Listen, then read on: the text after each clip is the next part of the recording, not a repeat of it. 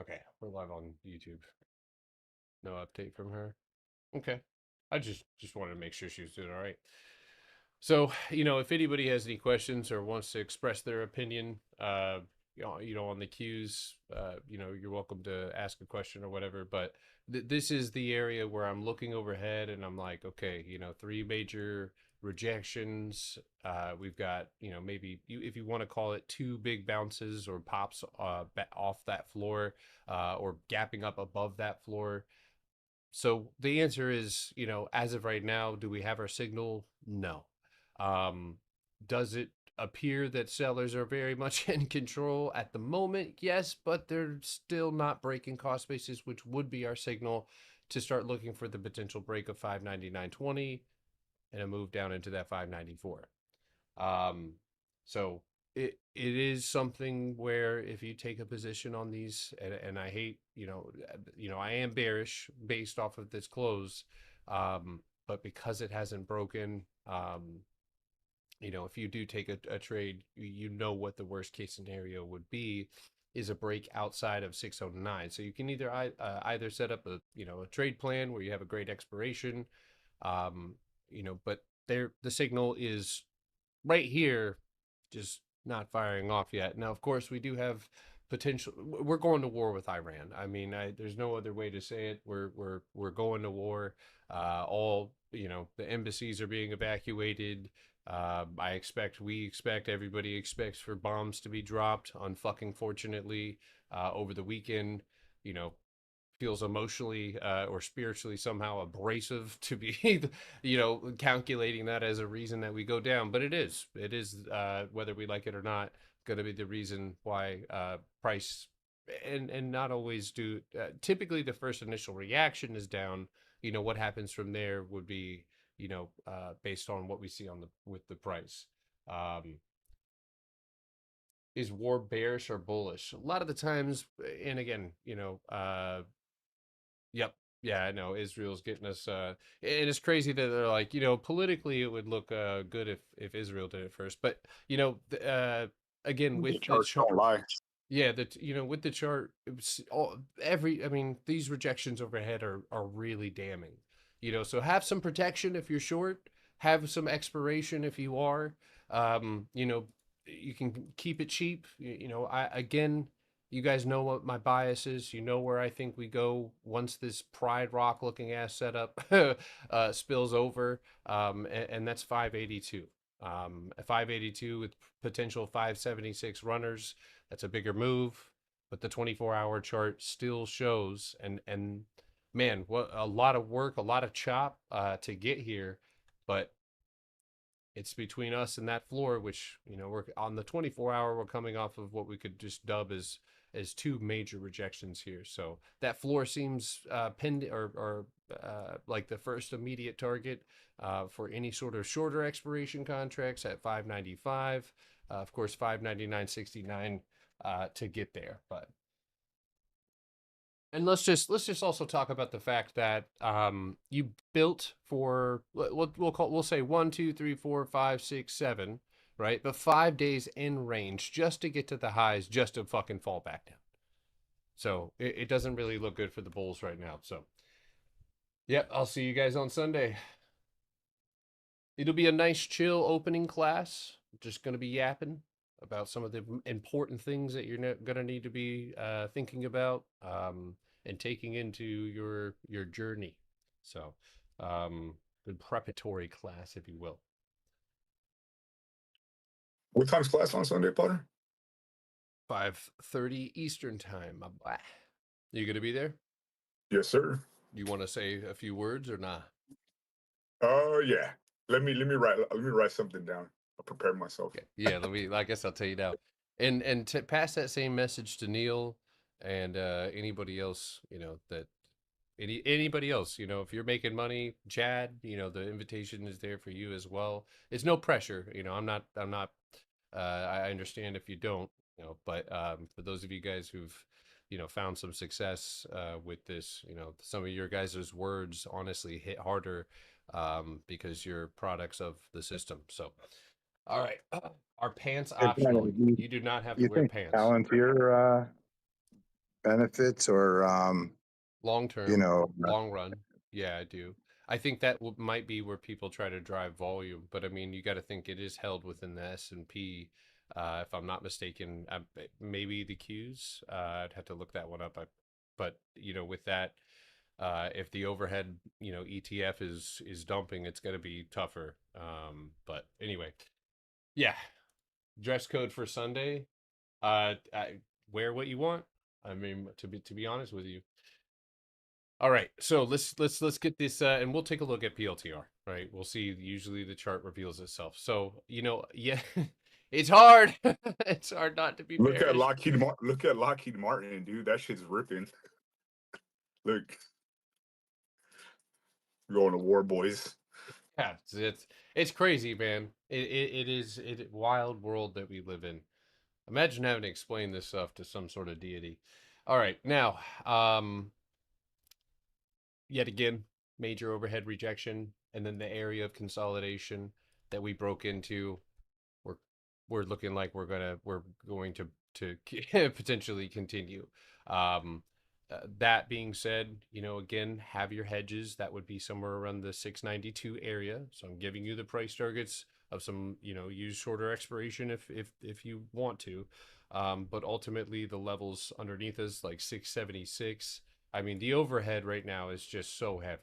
And if you were looking at this, like that, you would be like, yo, this thing is pending, a potential breakout, for sure. And so right now, 575 being that first target. And then, yes, you can flip your chart upside down if bearishness confuses you. This is actually something I do on a regular basis. Remember, there's no rules.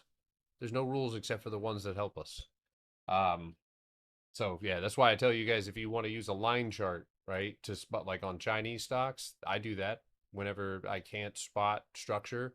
I'll use a line chart because it's not like the candles are helping me. So market is geared for dumpage. The market is geared for the dumpage. I mean, whether we pop up again, uh, uh, but I mean that yeah, I've seen this happen, far too many times, or been in this seat, many times. So, it would take some sort of, uh, wild variable to drive price back up again. So. All right. Now, last one, and obviously one of the more exciting ones is IWM, right?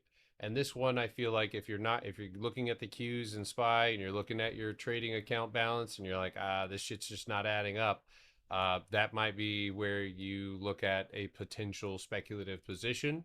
I think again, I'm in this stock market to take risk when the opportunities present themselves. Especially obviously when my strategy presents itself, that's where my focus is. But something like this where we're looking at now flipping the candle on IWM red, which is what we talked about. The candle is closing relatively close to that 258.20. So obviously, God forbid this candle stays in range, but how this is 1, 2, 3, 4, 5, 6 consecutive weeks of giving buyers the opportunity to buy higher. And we've seen that weakness on the upside, right? And not only that, guys, think about what it did this week. Big sharp moves up on the lower time frame, and it doesn't result to any sort of expansion. Those are the events. That's the type of price action that gives you the opportunity to squeeze sellers out. But if they're strong, they are, you're going to have a tough time and you're going to see immediate reversals off of that. And that's what we have seen.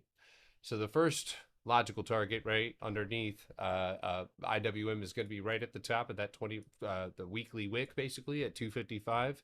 And then in these situations, obviously aim for right around that 50% mark, which is 252 on the weekly.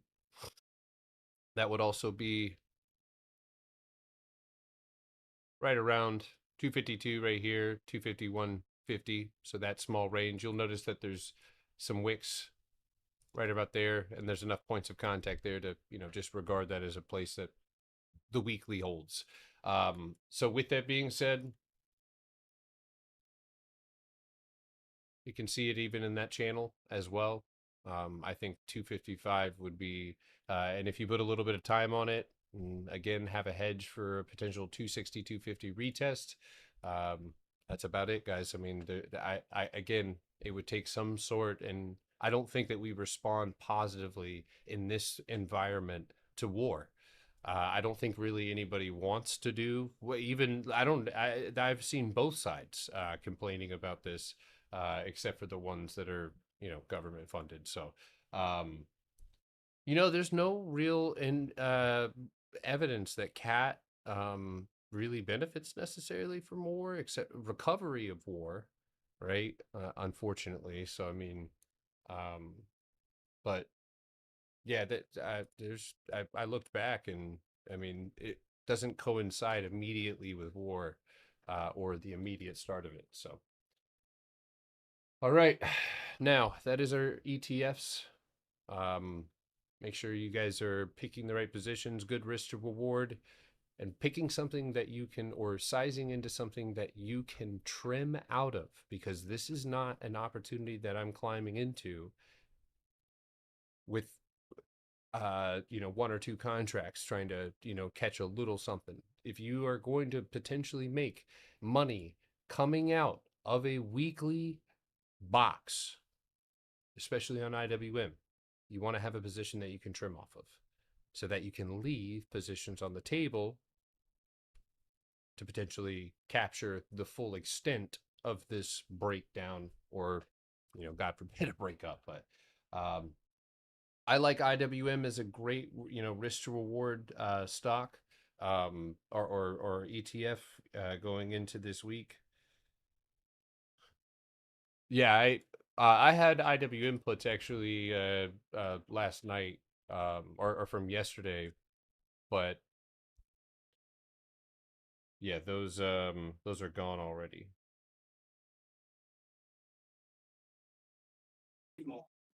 What were your targets on IWM, bro?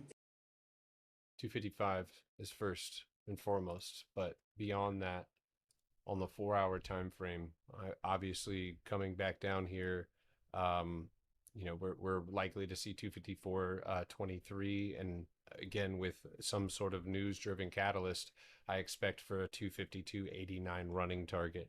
At that point, I would be reducing my risk, looking for a retest. Please remember to watch what I'm saying back on YouTube right now. This whatever time. Hold on, let's see. How long have I been live? At the 12-minute mark. Okay, come back and watch this for these targets, because this, listen, and this is the environment where we obviously see continuation to the downside, but that pocket of empty space here, I believe, could be a possible running target. Again, channels are meant to be broken, and this is only temporary control. So any sort of hedges, again, next week, if we say gap down to this floor, I don't like the fact that that is, again, 258.50 is a floor that we look like we need to gap below it. But if we gap to it, it might be worth taking weekly contracts on a bounce trade, to hedge those longer expiration positions. But again, if the catalyst is strong enough, we'll be likely underneath it and then dropping straight to that target. So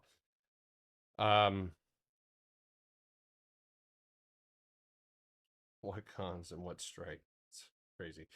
All right, so really quickly, when I give you targets on IWM, those of you who are watching me, or who have been watching me, when I give you targets to the downside, I take target-based contracts. So, and the goal is, again, I'm seeing, or I'm looking to take advantage of what other people don't see yet, where the volume isn't, and that's where I'm looking at IWM's, multitude of rejections over top, empty space and gap down below to 255.26, and 255, right, would be that first and most logical target for something that has at least 2 weeks, because this is the most dangerous predatory level underneath us that needs and must be broken. There are a few minor areas like this one at 257.15, but that's where, again, 2 to 3 weeks of expiration, aiming for the whole thing. If you grab weeklies underneath it, the risk reward can be really, really small. So obviously you can make an adjustment there. But yeah, I mean that's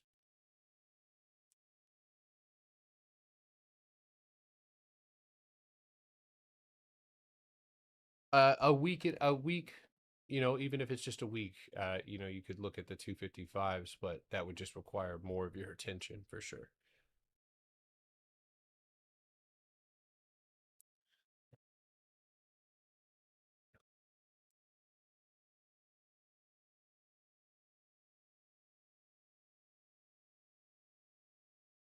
I think taking the position now is obviously yes, you are if you take the position now, you're taking it we are speculating that obviously news could happen over the weekend. If it doesn't, if peace talks happen, right? What do you think happens from here? So you have to know that what we're doing right now is of the higher risk, but technically sound, right? And the way that you prepare for this is again, you can buy Monday, Tuesday contracts to the upside, and the absolute worst case scenario is 267. I feel bearish because of the again on all ETFs, the multitude of rejections overhead. But the only thing that hasn't happened yet on Qs especially is cost basis being broken. And if we open up in range with no news and chop right here, and then all of a sudden there's some resolution, we're gone. So again, not to scare you out of anything that you've taken, you just need to know the risk and know where that risk needs to be taken off. So all right, that is our ETFs, guys. It's 314. Couple of individual equities, obviously. I know you guys are probably going to be asking me about. So go ahead and drop your request, and we'll see what we can do here. Riot has earnings down to 12. So I saw Mara went up, hit the bottom of the box. Uh, you know, that doesn't mean that Riot's going to follow the same trajectory. I mean, as far as an earnings, a 1 week is okay, but again, yeah, it's going to be a little bit more high risk, so it might be best to take a smaller position or less risk on the actual trade. So I mean, you know, again, I'm gonna just be very clear about what a good setup looks like. You know, this is not to me a very good setup. There is the break over 1633, but immediately as you met the volume that's in this range, which is the best label I can give it, you pull back. That to me doesn't really scream continuation to the upside, or excuse me, scream.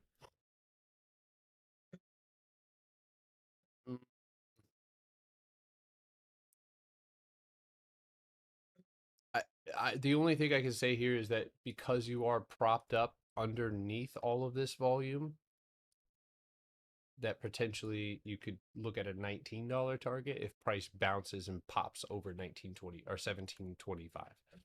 So that's again earnings. And then to the downside, you know, again that this one is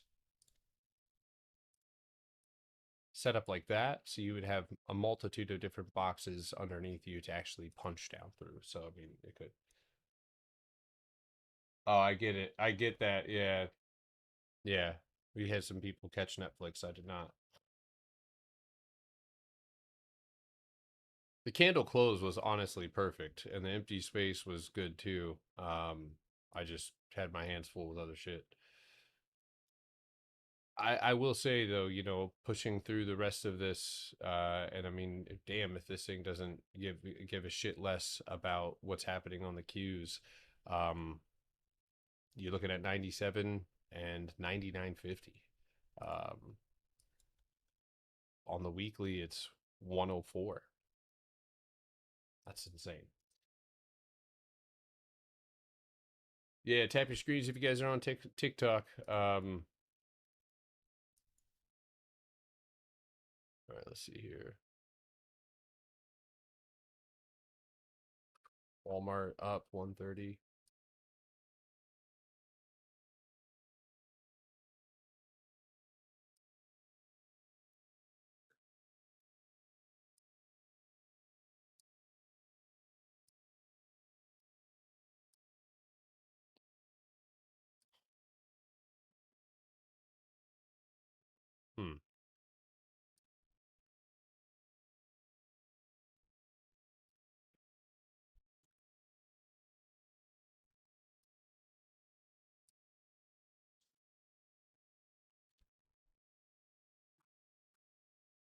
Hello?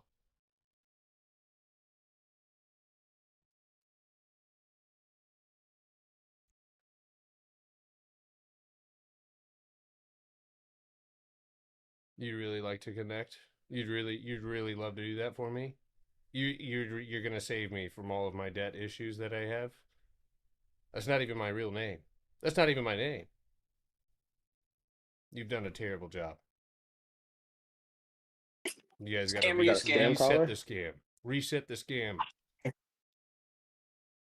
Anyway. All right. You've been scamming us too much with these 400 percenters, dude. So yeah, they're coming after me. I don't even know what the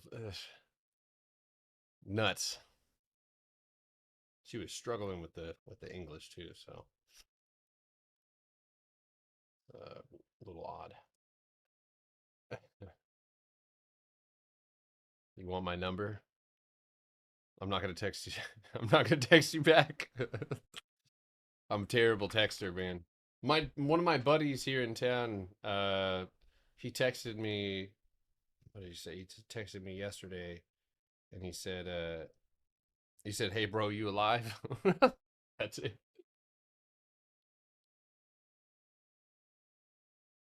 All right, now half. That's that true friend stuff.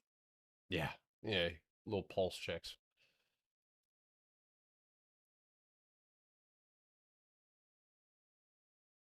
So that's a substantial bounce. And when you bounce, you want to see what you recover. And when you recovered that floor. So that's a positive. I would be looking for next 1150 and 1164. 24-hour translation. Okay. You know what? That has little to no resistance inside of the box. So that's not a bad setup. Not a bad build underneath that box. That looks pretty good. So your next target's going to be 1120. That will be a trigger above 1164. I'd be aiming to the top of that range at 1290. But I mean, there is nice pockets of empty space, potentially all the way up into the 14. So my mother-in-law almost got scammed out of 10,000 with her grandson being in jail when he was at home. Oh my God, dude. Lord have mercy. Bro, somebody on Discord added me with your name, and on their profile they said, "I will contact you and I will ask you about paper trading." That's crazy. I almost wanted to add them just to do it. Can I repeat that? You got lost in my eyes. Oh my God, you guys fucking gotta stop. Yeah, what on Path? Man, go on YouTube. I have an 1120 target. Hunchback over 1120, right? And these areas would be where you really can see some really nice price action on Path. So all right, let's see what else do we got. Earnings. Oh, it has Hold on 1 second. This has earnings. Okay. Checklist. How does it respond? Damn. Not very well. Decent, I guess, for what it was. Decent. No. Eh. Damn. Where'd you find that one? I mean, big strong move. I say 1387, $14. But alternatively for a closer target, I'd say 1230 and 1290.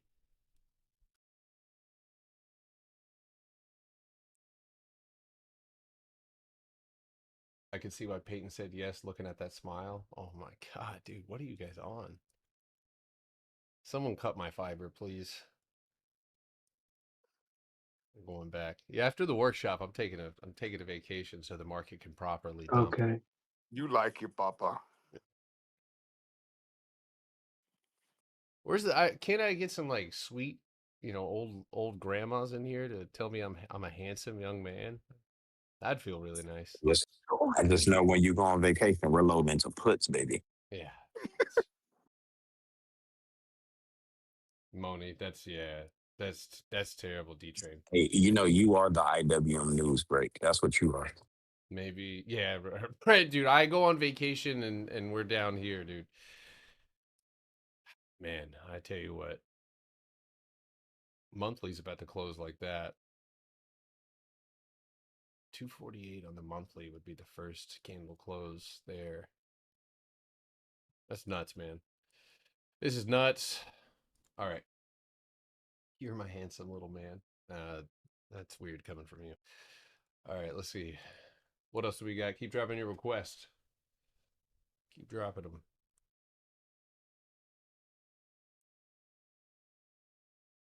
Cues are bouncing right now back up into that range. We still have 30 minutes here, so does this push up the ETF mean anything significant? Depending on how it closes, man. Again, when you bounce, see, this is where people can get tricked, right? It's like, we'll bounce, and this is a bounce off cost basis, right?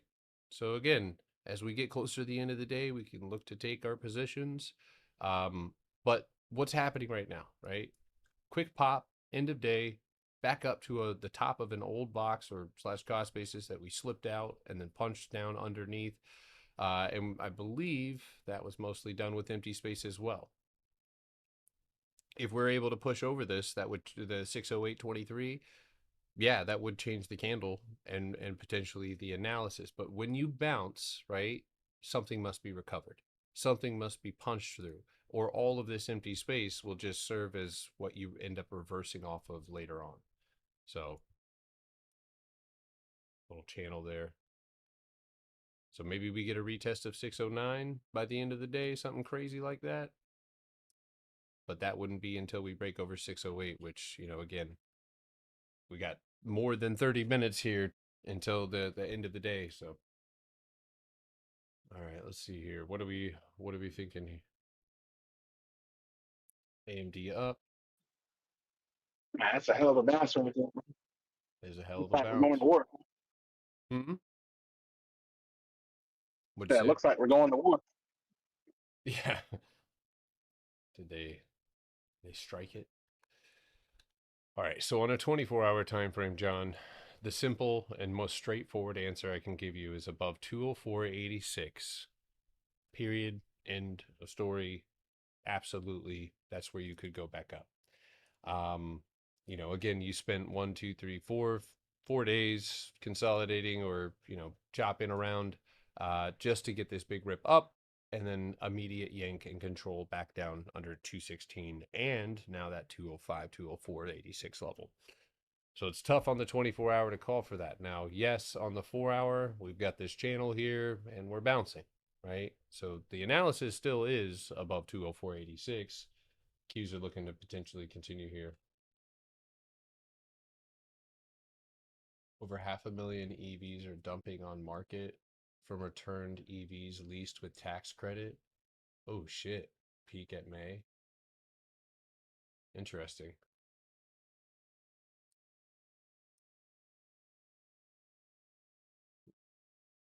Well, with the Qs and IWM, I typically wait to the end of the day. I picture my price targets. I know what contracts I'd like, but typically wait to the end of the day. So anyway, John, everything that I do or anything that you do, right, would probably be best done utilizing like the 30-minute here. So we still need 200, which would be big. 3 15-minute candles just to get you here. Yeah, empty space directly underneath you. So this is either a retest quickly before the bell. And then if you're looking at any sort of downside,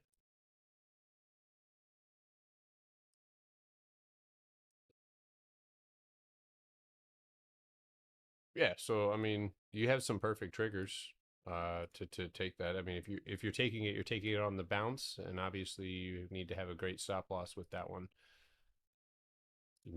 Obviously over the weekend you might not be able to get that opportunity, but 196, 199 needs to be held here, so.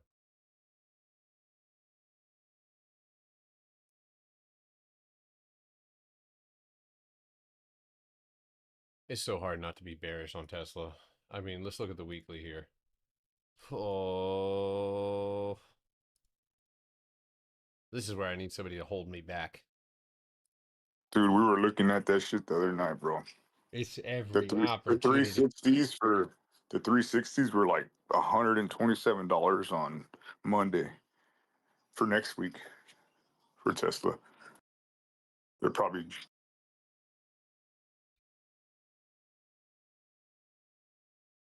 How did it fall today? Not many holes up there. nah. There's that empty space right there up top. You can aim for that hedge if you do take it. Yeah, like Up there, yeah, 415. right there. That's yeah. And where would that lead if you broke it? Pop. 248.50. All right, I'll look at that at the end of the day here.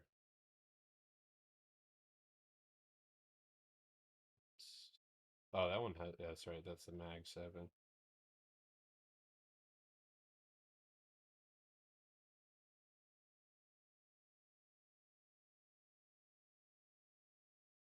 I mean, I expect for Tesla to move pretty fluidly, right? And I mean, listen, I don't think maybe I'm not a fucking war analyst here, but we go to war with Iran, right? Which I'm pretty sure China has its teeth sunk into as far as oil. So what does that make us to China, right? What does that do to Tesla, which has EVs in China, which I think is one of their weaker markets. But again, I'm not a fundamental analysis. That's not my job. But it is something to think about, right? Like what's the domino effect of this for businesses that are international. So anyway, 350s for next week, brother, are 60 cents. I mean, this stock has not moved where you can, I mean, and this is where obviously we look for that type of that price action. I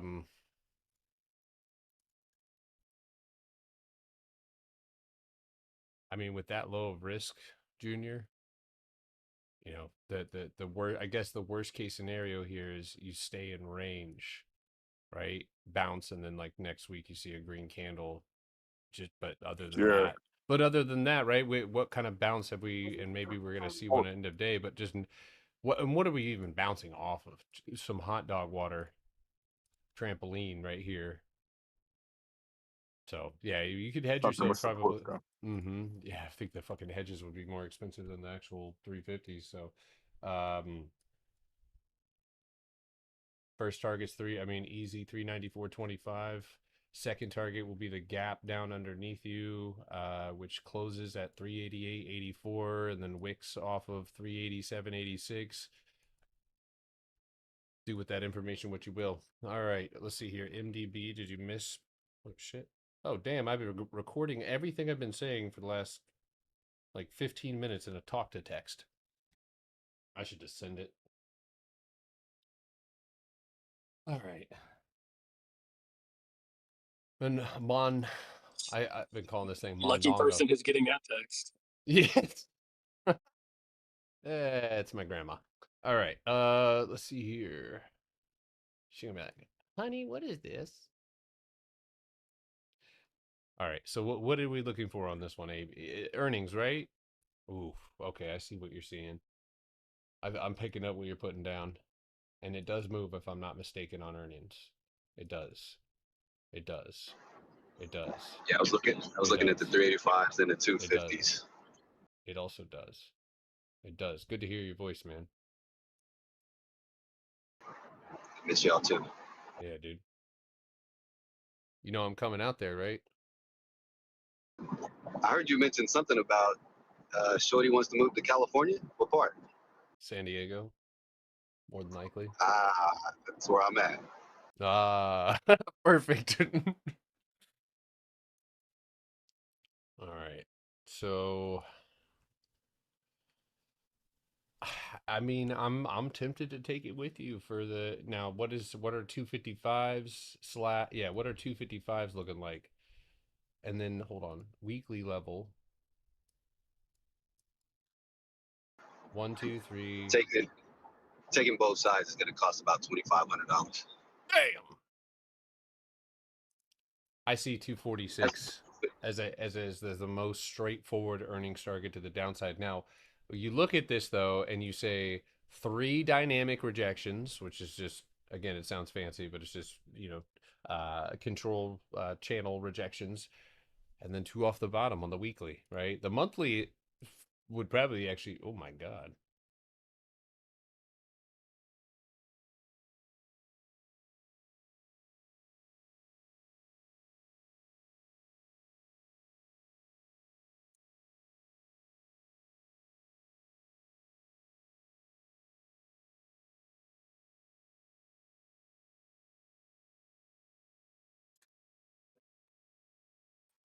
Hey, It's only, Poppy, with the Pintos, I have a fire one for said, earnings. you said what has a fire? What? You said A Pinto has a fire stop. fire? My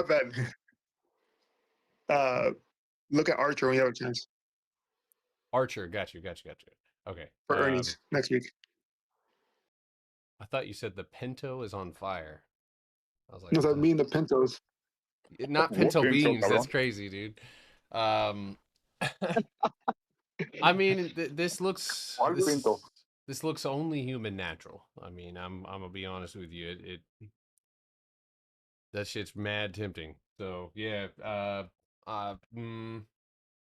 See, I wouldn't go. I wouldn't even go equally on this.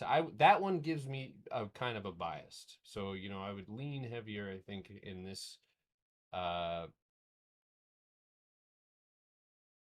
on a second.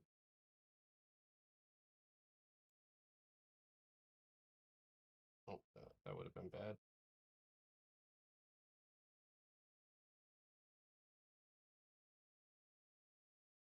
And when is the earnings on that one?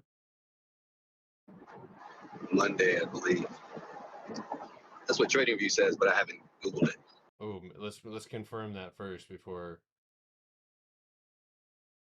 Good motherfucking Lord have mercy. What? How are those so, dude? They're so expensive. That far help the money? How much are they? Like $200? Brother, they're even if you were to go in the 200s. I mean, the spread Try is 4. Whew. bro. These are Some even 5. insane. What are you That's- going for, AB? What's your target? I was going to grab the 250s and either the 385s or the 400s. 400s are a lot cheaper. I think they're like $300. But my bias is to the downside. That's where the empty space is. Yeah. And I believe it's a tech stock. And when you do XLK / SPY, the tech sector is not performing better than SPY right now. So my No, bias yeah. is really to the downside. Yeah, agreed. Yo, Ragati, fucking look at this coming over from the left field, whacking that. You gave. It has gave earnings too, Papa. It has It has earnings. earnings next week. Yeah, that's gonna be Shit. that's gonna be a juicy one. That's the one I wrote down last night. Okay, how does it move on Empty earnings? space up. It moves. I wrote you last night. Oh, Ooh. Papa. Yo, yo, you got the craziest voice, I dude. mean, y'all crazy. Empty space up. That 35 Potter. I That'd know, be a yeah. target like the 35 and short it at that bottom of the channel for a hedge.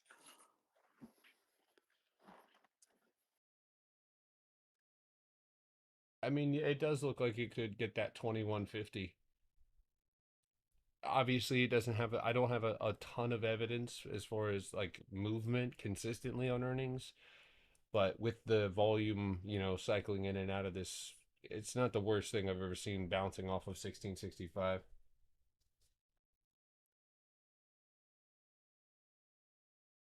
Yeah. It's bouncing. What is?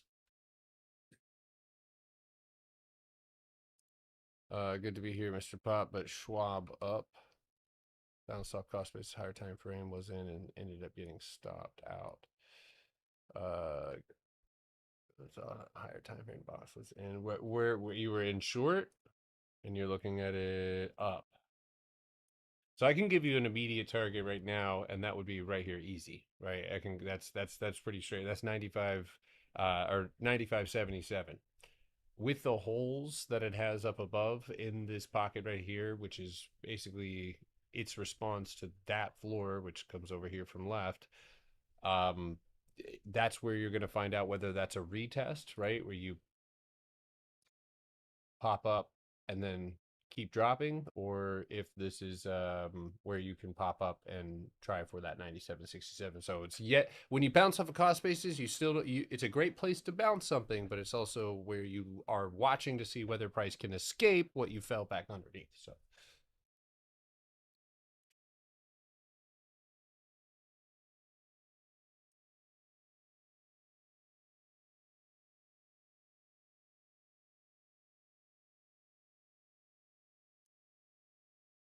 Netflix is the only thing, and I think that people are eventually that that's going to run dry too. But all of that downside that we just see, it's going to correct itself.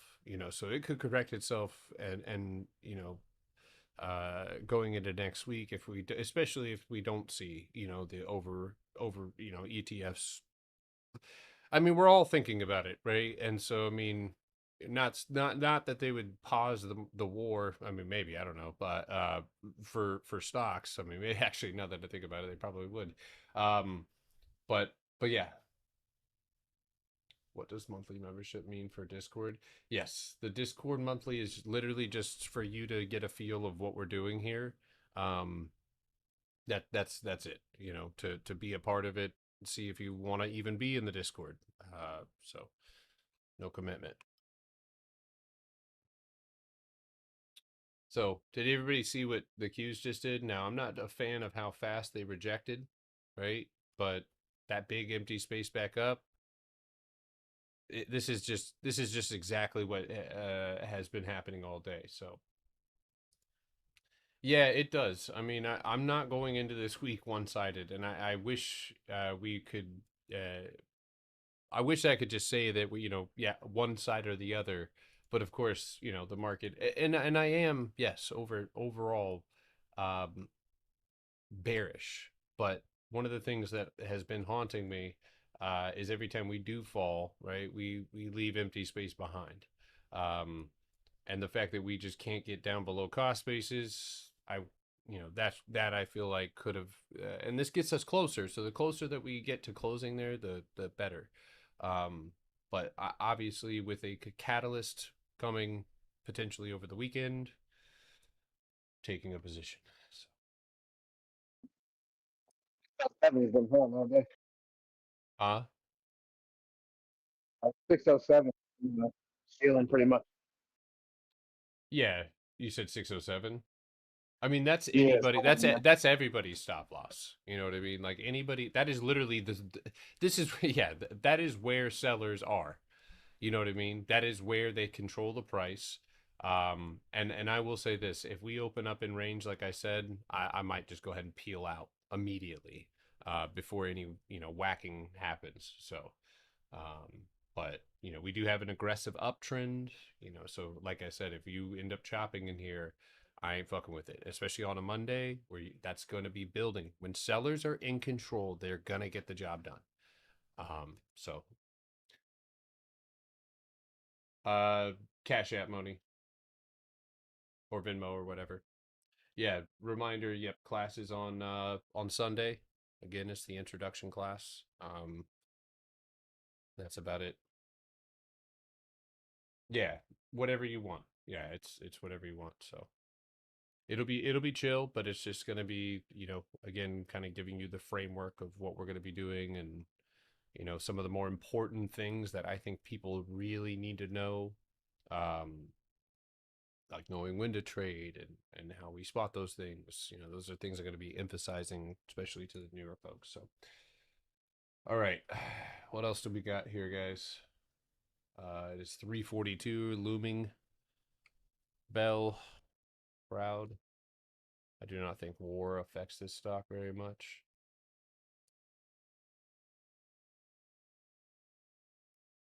So you did get it did slip and was unable to grab hold of the floor. Looks like in the most recent price action, you tapped a wick here. Wide fluctuation in price typically spells out a potential channel. And it looks like you're starting to follow that a little bit.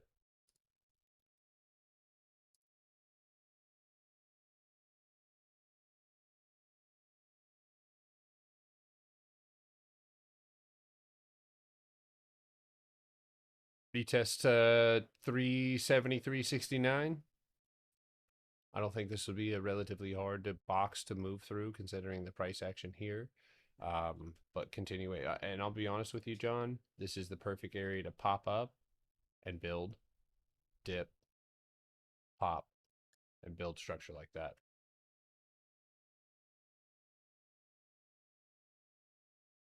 Carla or anybody else, if you already have the workshop, you can send me $1. You get whatever you feel like it's worth. You can send me that on Venmo or Cash App, and just put your screen name in there. Again, I don't care what it is. It's just your ticket, or reminder or tie to showing up to class. So UNH, yeah, give me a direction. To the moon, Papa. To shoot, that looks good. That looks good.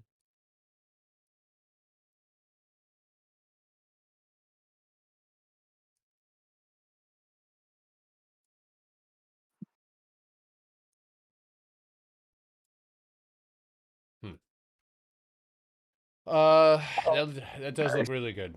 The fact that you did wick off of that high and then you're pushed right back up above it, that looks fuck. I might have to take that one.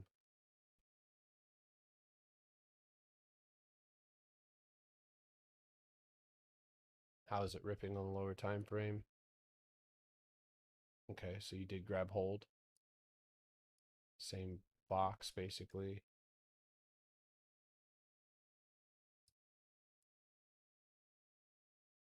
Yeah, I mean you're pushing up against these highs.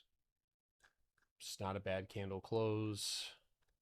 First target would be that 302. That UNH looks good.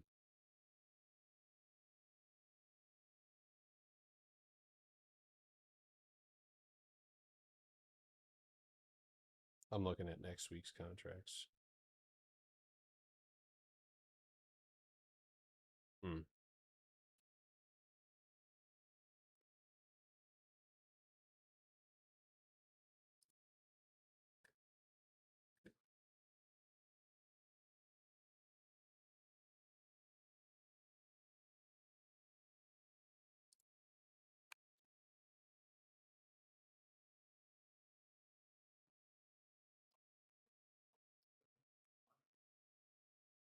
Will the class be like live trading? It'll be like this, but you can, I don't have it so you can just unmute yourself. You'll be able to raise your hand, ask a question. But yes, it's not going to be live trading because nothing's going to be trading or being traded. You will have the opportunity possibly on Sunday, to see futures open. But yeah, that's it. And yeah, by the way, no live on Sunday. I'll probably post a YouTube video for you guys, so you can go comment on YouTube and drop some requests there if you see anything over the weekend, and I'll add those to the recap. So, all right.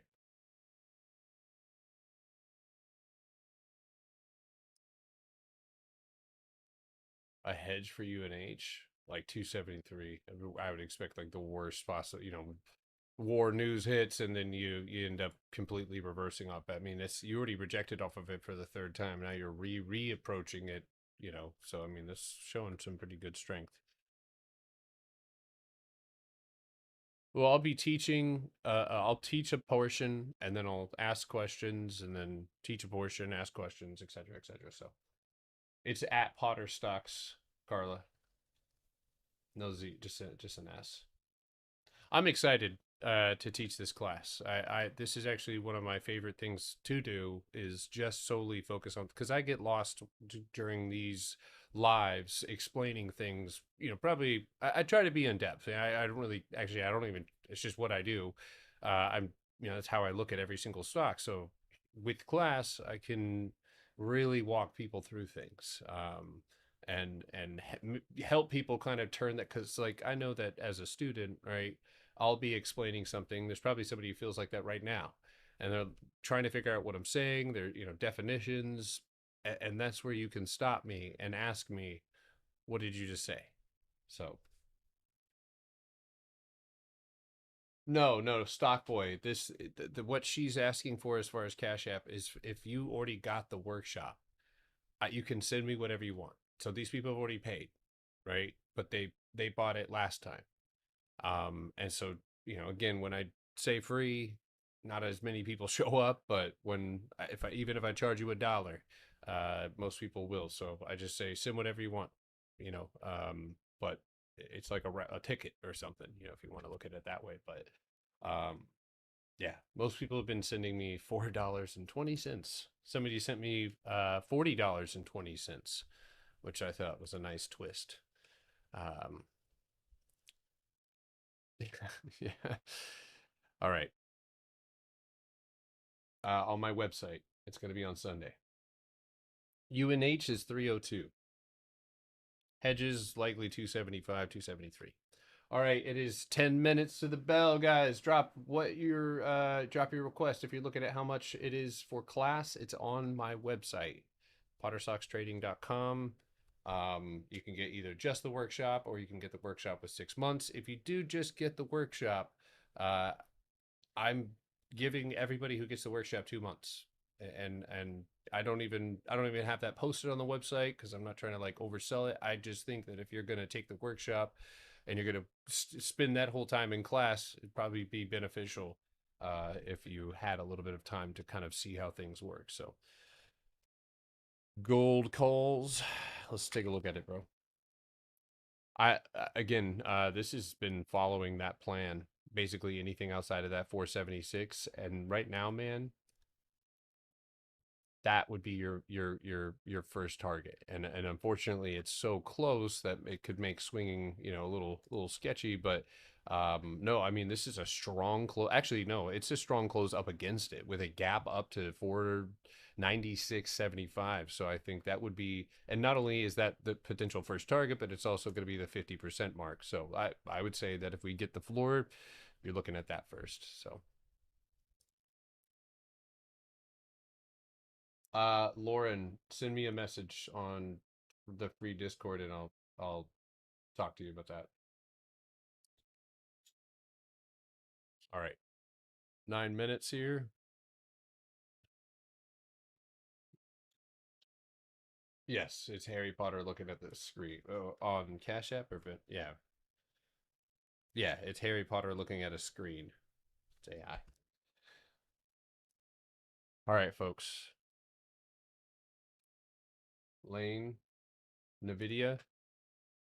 I mean, with this thing dragging the market down, you know, and I'm just gonna, you know, give it to you straight. Let's zoom out, right? Folks, that's a lot of things. Sorry, I'm actually kind of lost for words here.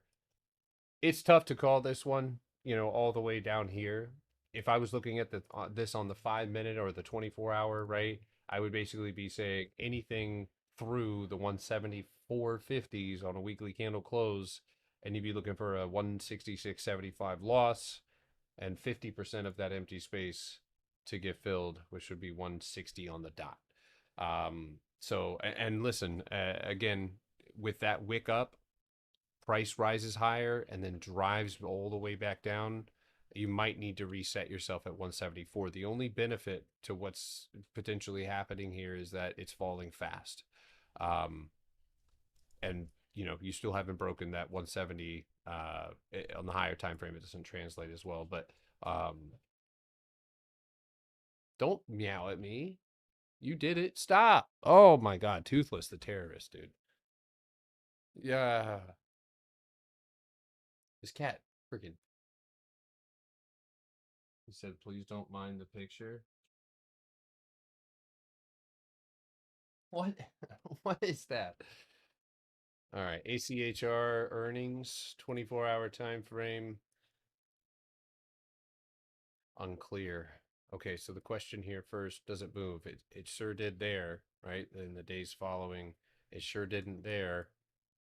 Nah, maybe a little bit of cheddar there.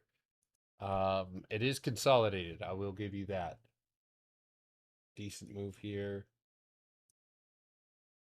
So, yeah, maybe. I mean, it's definitely the small consolidation. One thing that I can say that is very clear about this is it's refusing the floor up above you. So if earnings can pop that floor, I'd say $8 target above. And then to the downside, which I think you're going to be looking at a... Okay, so that's where you're sitting.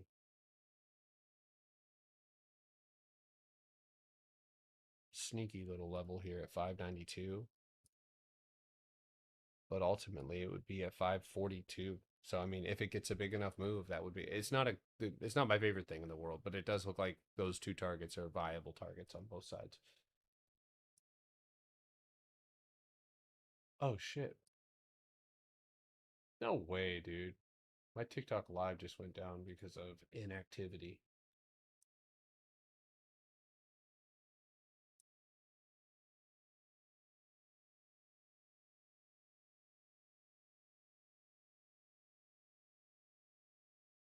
Oh damn.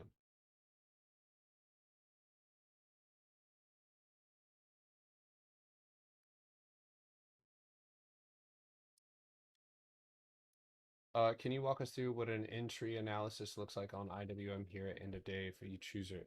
So right now on the 24-hour candle, it is bearish. Lower time frame, we did successfully, and this is trailing what the Qs just did, but nothing has been recovered, right? And in order for, listen, if IWM, and to me, it's clear, right? If we obviously pop up out of this channel, downside channel, I think the move would be substantial. So, you know, you could hedge yourself for relatively cheap next week in the 267, 268 areas. But I mean, for now, with this bounce doesn't really mean much to me at all because it doesn't recover anything. So, I mean,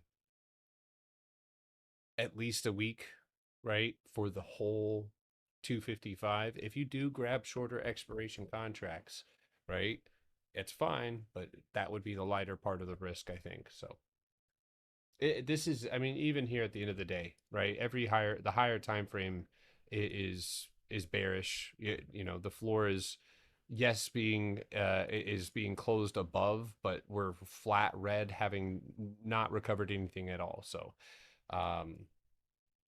yeah, multitude of rejections overhead. So just keep a good expiration on that one. And again, know where your stop loss is. So if you like this one to the downside, and we still have 4 minutes here to see if anything changes.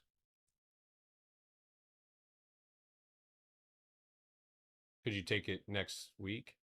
I mean, yeah, you could. Yes, I mean, if no war happens over the weekend, then yeah, you could absolutely take this. And that's the only variable that we're going into, right? Is everybody's expecting for war to happen? It could happen next Wednesday, and and nothing. The price doesn't do anything. So, you know, I've got, you know, we're risk on, going into this weekend. So.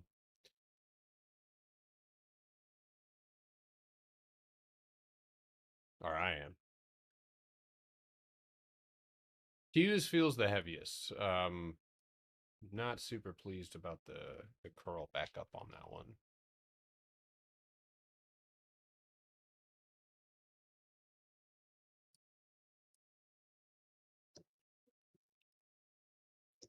Hey, Garrett, good evening. What's up, man?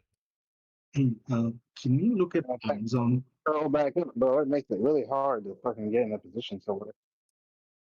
Yeah, they are. What was that? Sorry, some. Do you mind looking at Amazon?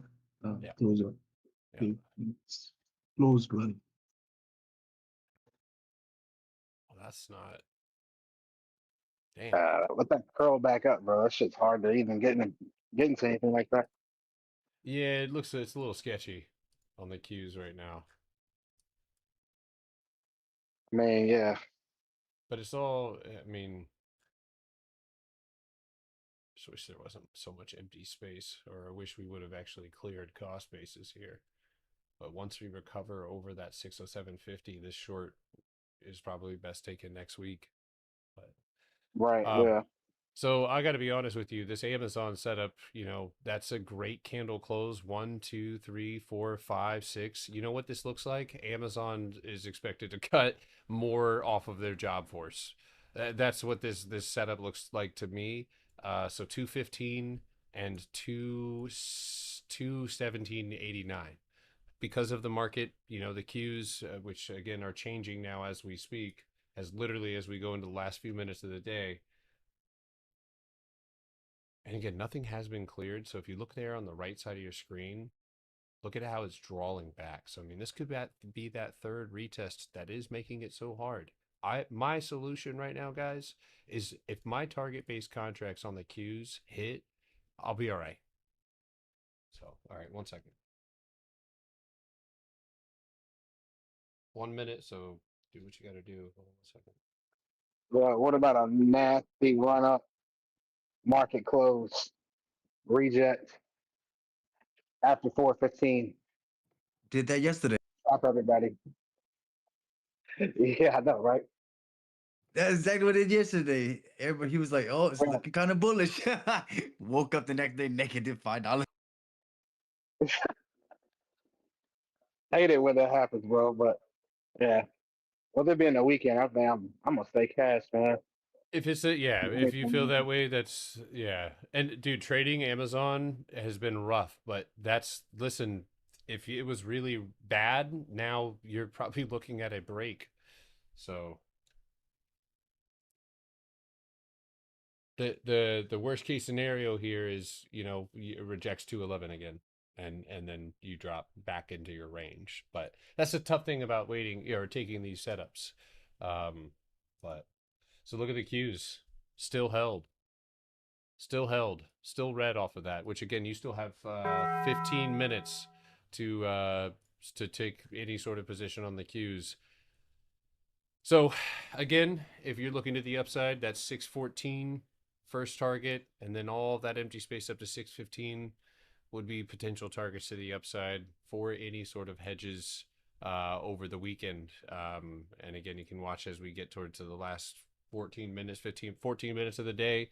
But what we do know is that if we open up in range next week, right, no catalyst over the weekend, and you don't have to swing, again, if you're in something and you know that you're just being impulsive, or that you can't afford the risk, do what you need to do the right thing. But I think, having this much tension, this many rejections overhead, I don't mind putting, a couple grand on the table here. So I am getting murdered by NVIDIA. What are you in on NVIDIA, dude?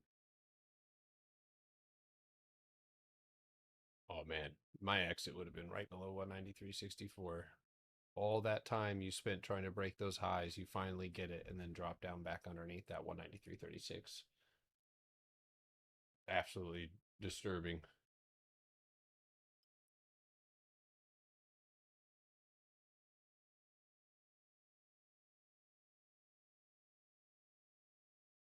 All right.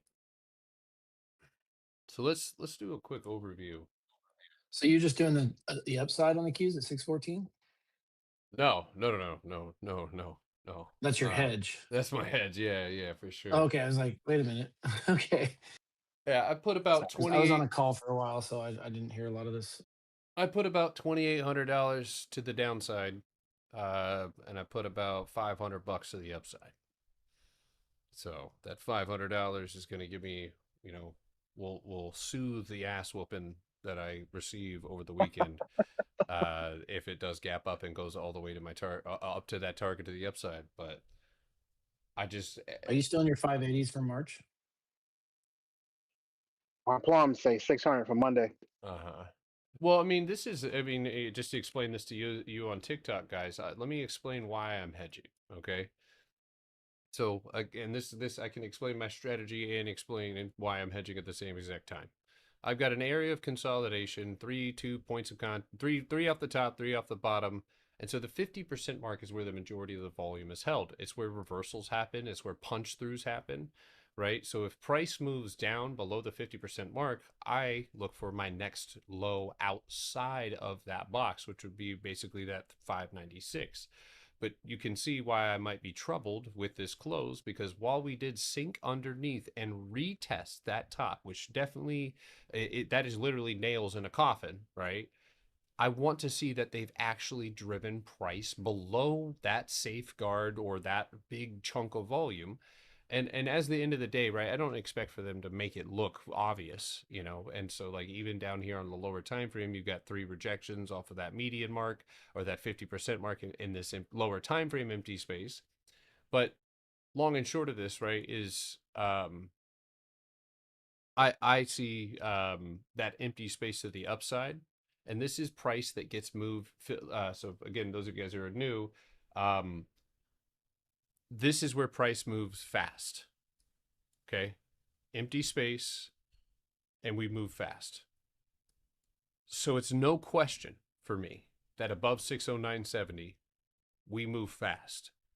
Or if price gaps outside of it, we move faster, right? Straight to the target. And so I know that if news comes out that Iran war, we're avoiding it, right? We probably get a temporary pop and a move to 615 because I do not have confirmation of a break. All I have is bounces off of the level that I need to break. So we're cool, right? With the 3 rejections overhead, the 4 bounces off the floor, the extraction of volume by bouncing and then retesting here. But I need resolution. I need candle closes. So looking at that $600, $695 target down below us, know that if the opposite happens, I put $2,800. Listen, if I just put $500 in the upside, right, and I hold it to 614, what do you think I'm going to make? I'm not a living option calculator, but I'm pretty sure I'm going to be up nice, and that will cover or soothe the ass whooping. And so I find strategic areas to buy cheap out of the money contracts against my maybe longer expiration short contracts. And I do this vice versa, but only in areas where I lack the confirmation that I need. I think this retest back up here is just full of hot air. I mean, that's literally full of hot air. So you should not be trading if you don't know how to exit a trade. That's big facts. Now, again, if it gaps up, I can't get out, right? I can't. That's what the hedge is there for. But a lot of the times I'll get out of my hedge or I'll get out of my original position and my hedge will end up paying me like Hood did.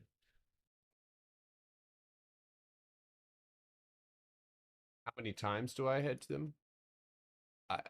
I mean, on a straightforward setup, I don't feel the need to hedge.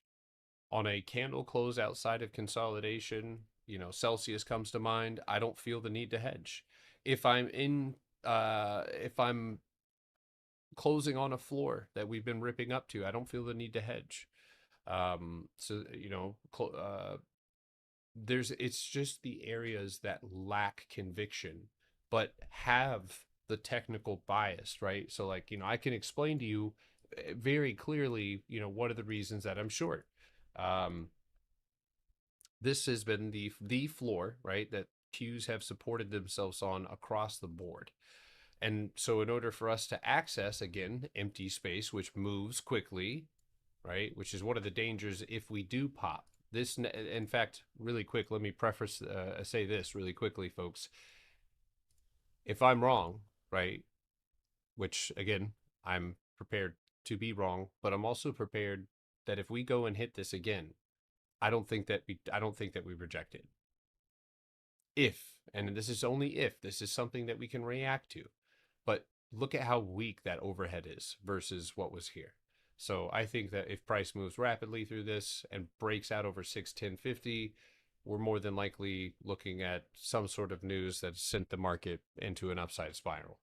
But as far as a short position or why I'm short, for months, right, since November all the way to January, we fought and clawed for that 627, 626 level. We finally get it. You offer a new price to buyers and nobody wants it, and price immediately falls back down and loses basically back down to its floor.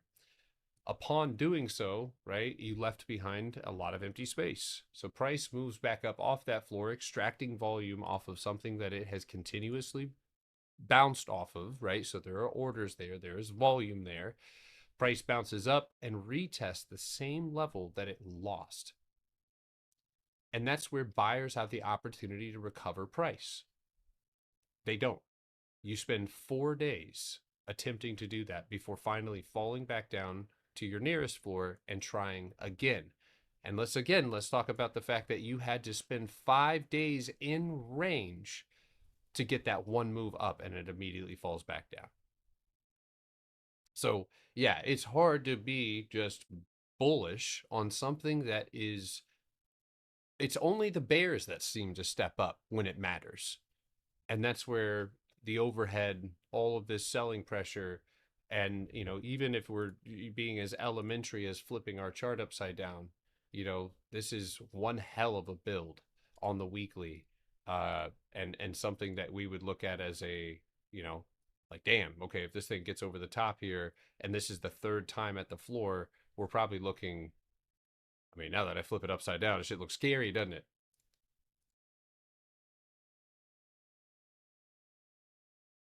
It's literally an upside, you know, so yeah, that's where I'm at with it. And where's that? What price is that line right now? This one, that's 535. 535.75. Ugh. Yeah. Ugh. Be a couple months out, right? Yeah, I mean, but look at that. Look, a normal, like a dump like this, right? This is what, okay, so the bigger the box, the bigger the move. That's always been my theory, is the bigger the box or the longer the consolidation occurs, typically the more expansion you're going to get out of that trade, even if that means you pop up and then sink through it and dump. I would be expecting 3 weeks of bearishness when this range breaks. 3 weeks, right? I think the first week gets us to the floor, fights, gives us a hard time down in the 580s. The second week drops and we see 576. And the third week we get into the 560s, right? But at that point, we're going to take a break and we're probably going to find levels to retest. And that's where we're going to start looking back up for what is above and what is below. But, you know, this is, you know, it's it's tough because you know the answer is or the move is coming, right? But the tough part is obviously, you know, getting into position. And I know a lot of folks in here and outside of this area are loading up on things that are out, you know, 4 or 5 months, because it's like trying to catch it, right, can be really difficult. And so, you know, but they'll also get themselves stuck in a position buying or averaging up every single time it pops. So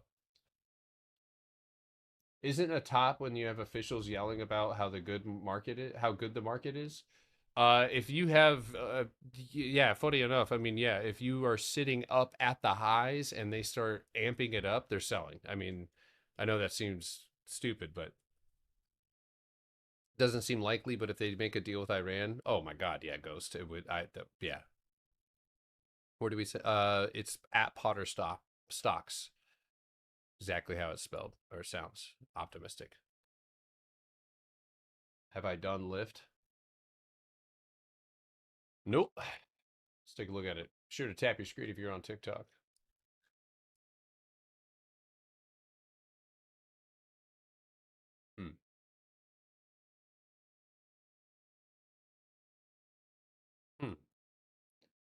So this is not strong volume up above you, right? This range right here. And you met cost basis today and you failed. So I suspect you're going to need more volume. That should be found at 1366. And this is going to serve as your litmus test of whether you have enough volume. So it's going to be either 1366 or 1345. 45. I just joined and the inverted chart had me tripping out. Yeah, so when trend is shifting, and again, there are no rules when it comes to this stuff. But I have no problem looking at an inverted chart, right? Damn, you look at, oh my god, dude, oh shit, there goes another pair of shoes, dude. I just Rumpelstiltskined. I'm telling you, bro, this shit. What? You don't? We just need one rocket shot off. I bet people on TikTok are like, what the fuck is he talking about? If anybody's know what I'm talking about, look in live trading.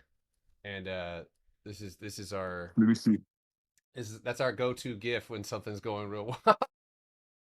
Toes pop out of the shoes, dude. That's how Oh yeah. that's how I'm feeling right now. I mean, I look, get rid of all this shit and just, follow the trend, right? And then look at I'm going to flip everything on its head and just say, look at the floor, right? How many times ah! God, dog, dude, hold on. Look at all that. All that. That's where the juice is. And then they drop it down, pop it back up. Ugh. 1, 2, and your inevitable death. 250 is priced into that channel. What is 250 here?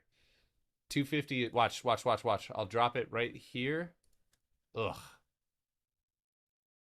It's the most solid thing you have in this area, by the way. If you think about it, like, this is all whippy ass shit. That's solid. That's what we want. Oh, my bad, TikTok.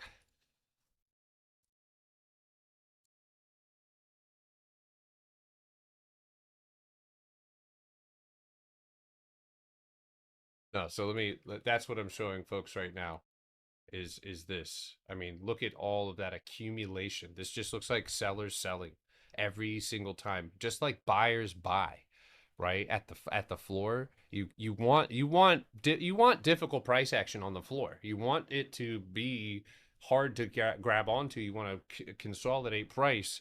And it's just like they drive price down, they let it come back up, they get a good average, and so, man, with 1, 2, 3 off the bottom, yeah, it's hard not to be short right now, guys. I feel bearish. I wish I could see what you meant. I pulled it up. My bad. And this is flipped upside down, which, again, if any of you guys are more, if the upside makes more sense to you, does this not make sense to anybody? Anybody on TikTok or on Discord? If this doesn't make sense, but to me, this seems, just like any other, in fact, let me take you guys back here. And I don't know why my brain does this, but I will remember specific areas of price action.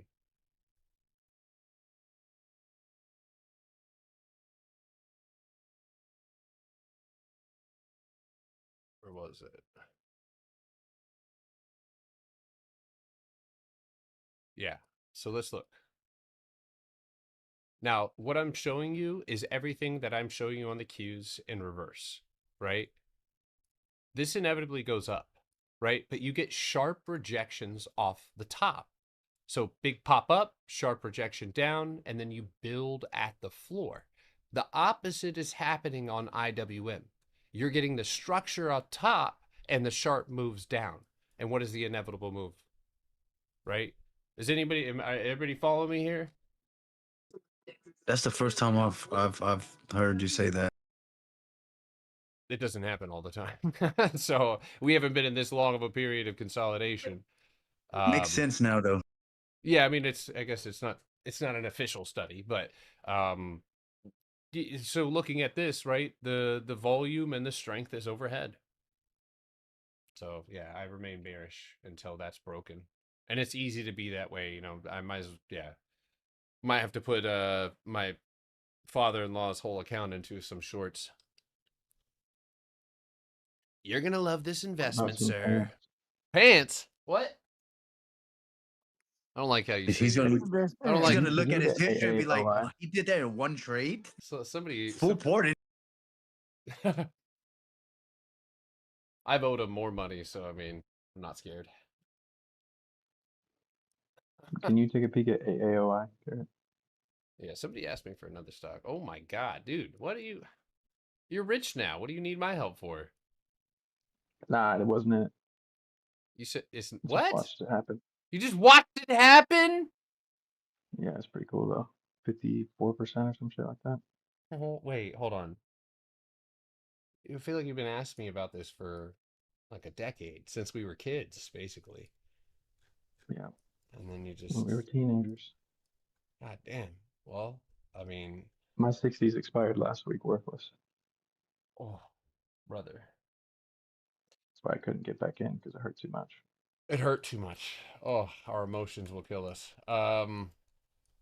Well, I mean, dude, I don't really see you stopping until you hit something structurally sound, and that is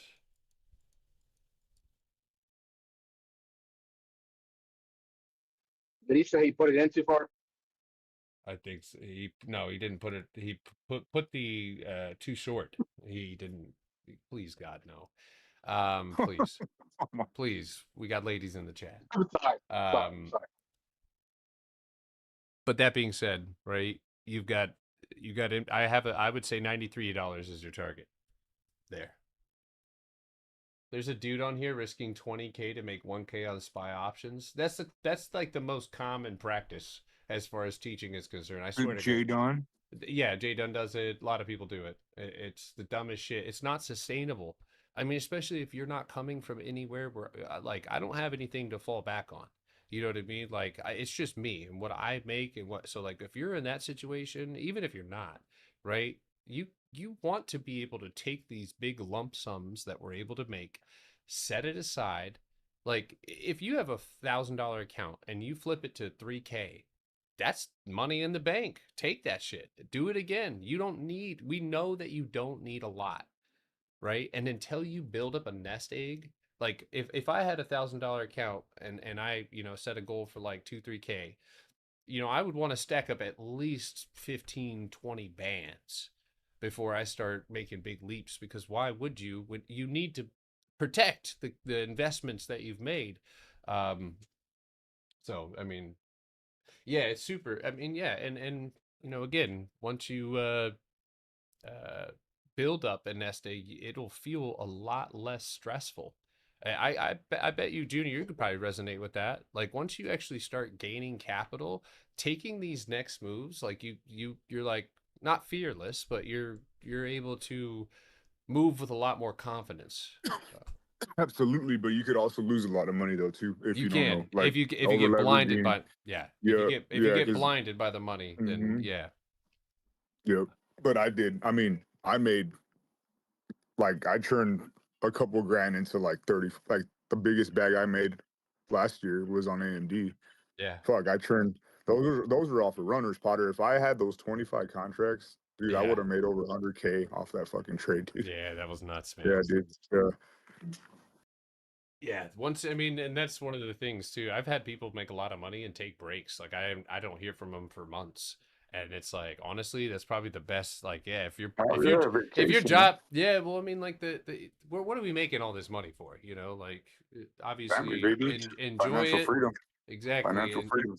but enjoy the money, save the money, stack it up, and then because this system rewards the patient and low risk, we were able to operate.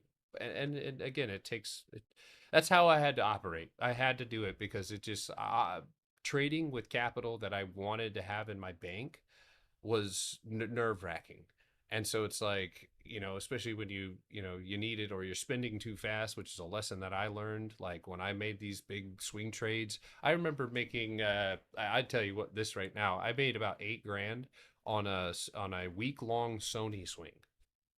Sony went nuts, and Damn. Sony's contracts it's a great stock to swing trade when it's appropriate, when it's set up. But I made a lot of money on this, and it was, basically half of the position that was running that made me that money. And I remember withdrawing that money, and within like 3 weeks, I was like, I had like maybe a stack left of it. And it was like, that's where one of the first moments I caught myself like thinking that, infinite, like, oh, I just keep, no, like I didn't know how to manage money in the beginning. So like that was something that when I had money, I had to learn how to manage it because I was making mistakes. A lot of them. A lot of them. If I buy the workshop website, do I need to contact Alex and Ivy? Yes. Yeah, if you can, once you get the workshop. Yeah, listen, I can't, and I'm going to be talking about this in the workshop, especially in the introduction. But, folks, what you've been sold online, and I know most of you know this, but it's like, it's good to want to be there, right? Or to be able to reach that level of financial freedom. And I'm not telling you this so that you don't, try to go and achieve that. If that's your goal, that's your goal. But um, if you don't have a really good source of external income, or you don't have a cushion underneath you, you need to be one of those people who is extracting the money that you're able to capture with this system. If you were in Alex trade system getting 30%, 20% trades, you wouldn't be able to do that. You'd be, especially with the amount that you have to risk on, and not just him. I mean, he's just a small fish in the pond of people who over leverage to make little to nothing. But when you do see those big leaps forward, especially if you are new, oh my God, I wish I could go back so many times and tell myself just to take profit. Because when you're new, and I know there's a lot of you in here who are, you're going to make mistakes. You're going to make a lot of them because you're a human being, and that's you yourself, right, are going to have to make personal changes in order to get better, and that takes time. But because you're using a good system, because the risk to reward still is there, and if you're focused on higher time frame setups, which you should be to maximize your dollar, you're going to have opportunities to take money out. And those have to be taken. Because again, when I was still developing, trying to figure out my system, there were times where, again, a lot of times where I let money slip through my fingers because I couldn't acknowledge that I had more to learn. And, I was also making the mistake of hopping into trying to scalp with money that, or rather without the skill that I needed to do that. So do you feel like depends on personality, whether you scalp or swing? I think, I mean, I don't know. Yes. Yeah. I mean, there is definitely an emotional, I think that one of the reasons people like scalping is the emotional part of it is short. Right? With something like swing trading, it could be a little bit of a long-winded journey to get where you want to go, right? But I also can't help but look at simple statistics like 80 to 90% of the market movement is overnight, or that big moves happen through empty space, and sometimes that can take a couple of days. And I also know that my targets get hit when price moves through those areas. And so my style of trading is really designed by the chart that I'm looking at. You know what I mean? And so like there's some opportunities I'm unwilling to take because I don't want to have to deal with the stress of trying to scalp this small move. I'm haunted by higher time frames. I know that there's a big, and I think it's like, yeah, like cursed with knowing where that's likely going to go or where that empty space is going to lead us. And so for me to just scalp it feels like an injustice to what I, or like I'm selling myself short to what I know is inevitably going to happen. And also, I can't tell you how many times I did see these setups and I made the mistake of taking, trading it and scalping it. Now, I do want to say this. If you see me in something that's moving well, right? And we're in a trending market specifically, like if you were looking at Celsius, that's something that because it's in empty space and trending, you could look for a day trade on Celsius. Because it's, and that might fit your style of trading. But I avoid all of this, all of that by staying long, right, in those situations. And again, the weakest area of my trading has always and probably will always be scalping. And I don't know now if it's more or less because I know what the bigger move is and I'd rather just wait for that. or if I know that, again, I mean, it's, anything that's moving fast is going to draw a lot of emotions. And the last time that I did futures, that's one of the things that I didn't like, is that I felt myself wanting that rush. You know what I mean? It was a rush. It was so much fun. Futures are really fun. I ended up, I don't think Junior was there. I ended up making too much money, and then ended up having to figure out how to lose money, so that way I could get underneath like the profit target or something like that. But yeah, I mean, Yeah, that was during the last workshop, Potter. oh, that's right. Yeah, it was during the last Yeah, bro. Because I workshop. remember you were trading. I remember you were getting into trades where you were teaching us. You're like, oh, what was that? That's Every time you right. kept getting into trades. Yeah. Oh, what was that there? Yeah, but Catherine, nice job. How many days will the class be? Probably about a week. I would say probably by Friday we should be nearing the end. So I'm gonna try to, cut down on some of the, extracurricular stuff, and, just focus, which is always a challenge for me. So, I just haven't. Time. I don't have the time for that. Once I get done with the futures, or get done with options or the stock market, I'm typically burnt. The days that I was trading futures, I found myself the next morning feeling a little mentally winded. But Oh yeah, it drains you, dude. yeah, That's why I don't. That's why I take Fridays off, bro. Like that. Friday, yeah, Saturday. You know what I mean? So yeah. you gotta give yourself a break from that shit, dude. And listen, I told you guys a couple of weeks ago, and I remember exactly where it was. It was when the queues were opening up these days in range, and I believe even somewhere was it in here, but it's really, if you, and I know this might be some harebrained fucking, almost conspiracy level type shit, but not even real. But when you exert your mental energy when the setup appears, right? And you're about to go through some emotional, like it's, it everything that you do in your mind takes energy. It's not just, it doesn't just come from nothing, right? I've explained this before. Chess players burn up to 5,000 calories during these competitions that they go to, which is crazy because they're sitting their asses in chairs. You would assume me sitting in my chair for 7 years would probably have me looking a little different, but but with that being said, the market goes through 3 to 4 days of compression, right, on average. And then you'll see 3 to 4 days of expansion. If you exert yourself mentally, right, during those periods, I've found it way easier, or rather, like, okay, I'm tired, and it's like almost right on time, the market is too. And so, like, I find myself a little mentally fried sometimes after these big weeks. And I know oh my God, I cannot tell you how much pain is behind my words when I say this. I know that that's when it's time to back off. And the only other alternative is moving sectors. And so if you're somebody who's, again, coming into this, it's like, there is one of the most important things that you can learn to do is know, or rather one of the most important things you can know is when to trade. And that's coming or where to exert your mental energy. So I lost $100 today, and I felt like I won since I was all in on calls. Dude, yeah, if you get out with a good exit, yeah. I remember you trying to lose money, but it kept making money all that time. Yeah, it's really hard to try to purposely lose money. I that was actually really tough. You know who had a problem with that shit? I'm sorry What? to call you out. Fucking Chad. Oh, why?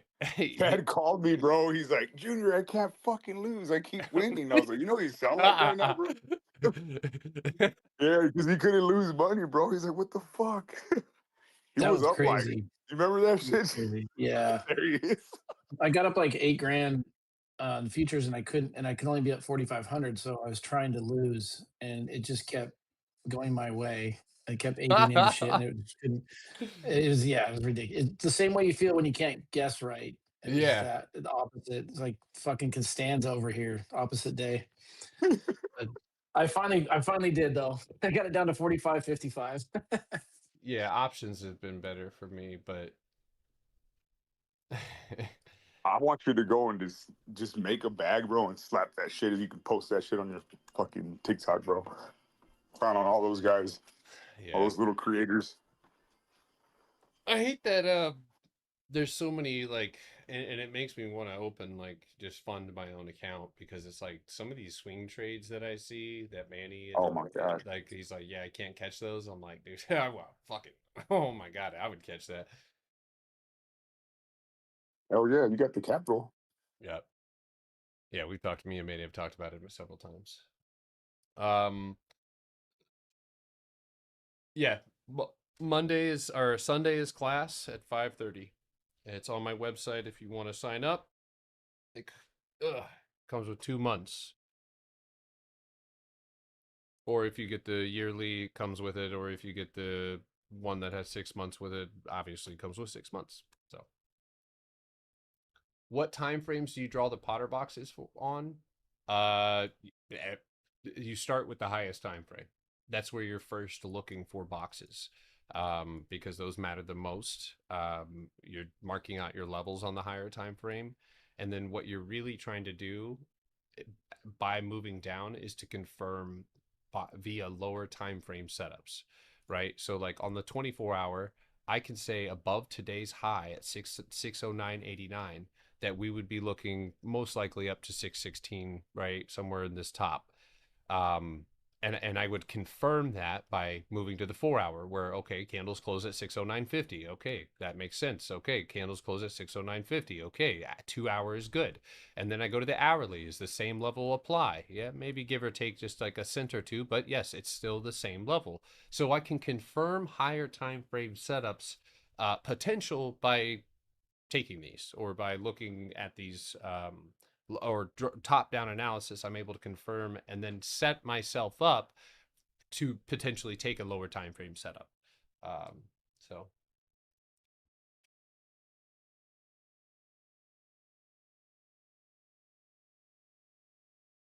let's see.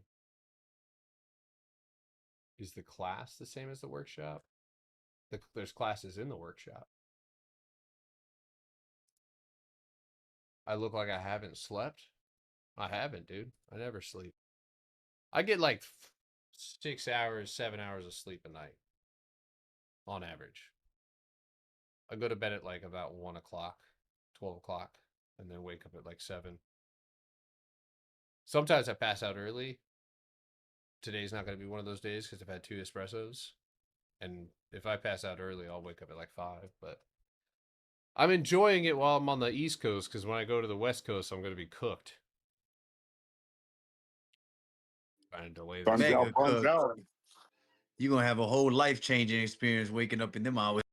I mean, I started that way. I started trading in Oregon. So, I It's mean, nice to be done at 1 o'clock. And then you got a little break. If you want to trade some futures, you got 2 hours in between. Pick up the kids, come back. You know what I mean? yeah, it was mad laid back. And the cool thing was, it was like, dude, by the time my kids were getting ready for school and stuff, it was break time. So I was like, I'll go take my kids to school. Yeah, so yeah, it was like, yeah, it was Mhm. it was kind of nice. Nice, So. dude. So start on the 24-hour, work your way down. At the end of the week, like on a Friday, you can start with the weekly. Got it. You can start with the weekly. But I also just look like this. People have been talking about my eyes since the dawn of time. Best eyes. He looks like he's gonna die. He never sleeps. He's always winning. Win. He wins in Argentina. He wins in Iran. All right. He's my favorite little goy. I'm sorry. All right. We're done.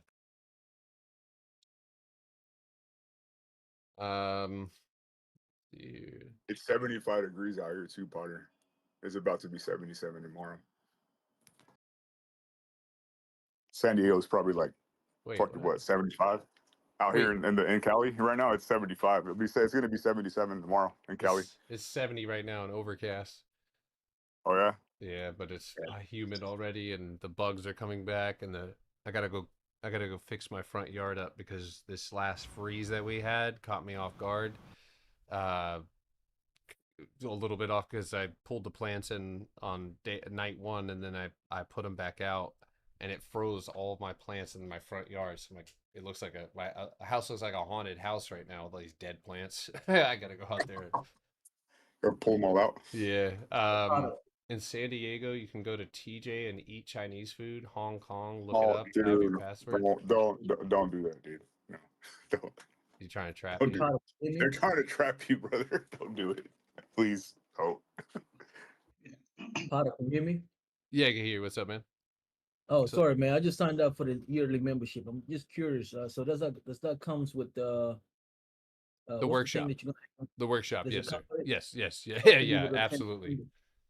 Awesome, cool. Yeah, yeah. And if you ask nicely, you get one signal for your birthday. Oh my God, get out of here, dude. learn So the I got system. You get them every day, bro. okay. Well, I got a bunch of questions, man, but it's kind of late for me right now to ask because I got a few things I need to catch up on. You can always shoot me a DM, man. But we're gonna, any trading questions and stuff like that. We're gonna obviously be going pretty in depth, in this Yeah. workshop. So But basically, all what it is, I'm trying to understand like how okay if I'm looking at a chart with no nothing on it, like when you're looking for those boxes, mm-hmm. from what I've been able to gather so far, you start from 24, Right. and you can go down. If you don't find anything, you go down to 4 and 2 and 1 and 30 minutes. So Yep. That is correct. Yes. And you're looking in okay, typically in the most recent price action. So this would be the most recent price action, right? And I would encapsulate from the 2 points of contact off the top and the 2 points of contact off the bottom.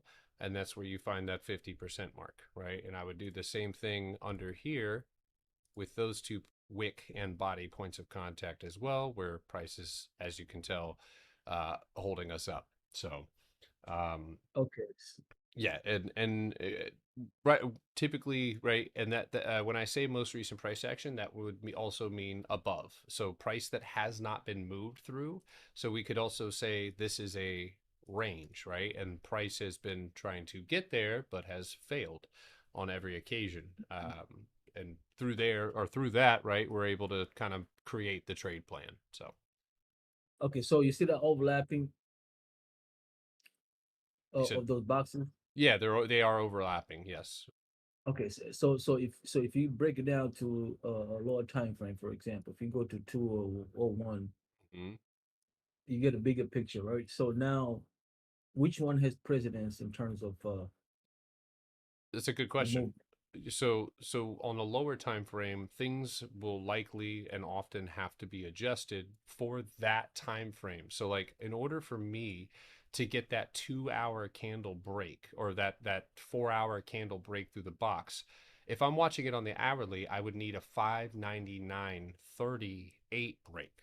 So as a lower time frame trigger, right, it shifts and it goes a little bit lower. So that would basically, again, lower time frame price action. If we know that that's cost basis below us and price ends up falling down and touching it, we would know that it would have to be that 599 if it kept moving down, right? Or price kept persisting lower. That's where we would need to see price close. And then so when we zoom out back on the 4 hour, right, if that candle is closing basically at that $600 mark or underneath it, you can take that as a short. And the higher time frame is always going to have more precedence or is going to be the stronger setup. In fact, the 24-hour time frame, and Manny will tell you this, one of the other owners here, he will tell you that the tops and the bottoms of 24-hour candles are some of your strongest intraday levels. And so you base a lot of the range that you're in or where your targets are off of the lower time frame. But in order to solve where that break happens, that's where we look for potential lower time frame confluence and setups to take them. So let's just, again, walk through another example. If I have this box directly up. So pause right there, Potter. So this is the hardest thing. So when you're looking at that, right, you're creating a box. Mhm. Now, you determine the top and the bottom by 2 touches, Right. both right side. Yes. So my question is, does that mean, for example, on the ground, right? Are you looking at the start of the green candle or end of the red candle? So the floor is going to be green typically, right? Because price pushes off of it. So any Makes floor sense. that, right? Yeah, exactly. So and then sell, or where sellers control, you're typically going to see red candles coming off of it because that's where they're pushing off. And so and a lot of the times, like you'll see this wick right here, and that wick may Mhm. be bouncing off of something. So it doesn't mean it's completely irrelevant, but it mean it's not where price is being Oh, controlled, right? So we don't need to. The wick is bouncing off of something that we need to break, but the candle close is holding the floor. And so that's and if you look over to your left, right, at what we hung on to at the end of the day, or tried to hang on to, that was that 605 floor that we tried to pull and did pull ourselves back over. So okay. So when you see the week, most likely bounce on top of some box.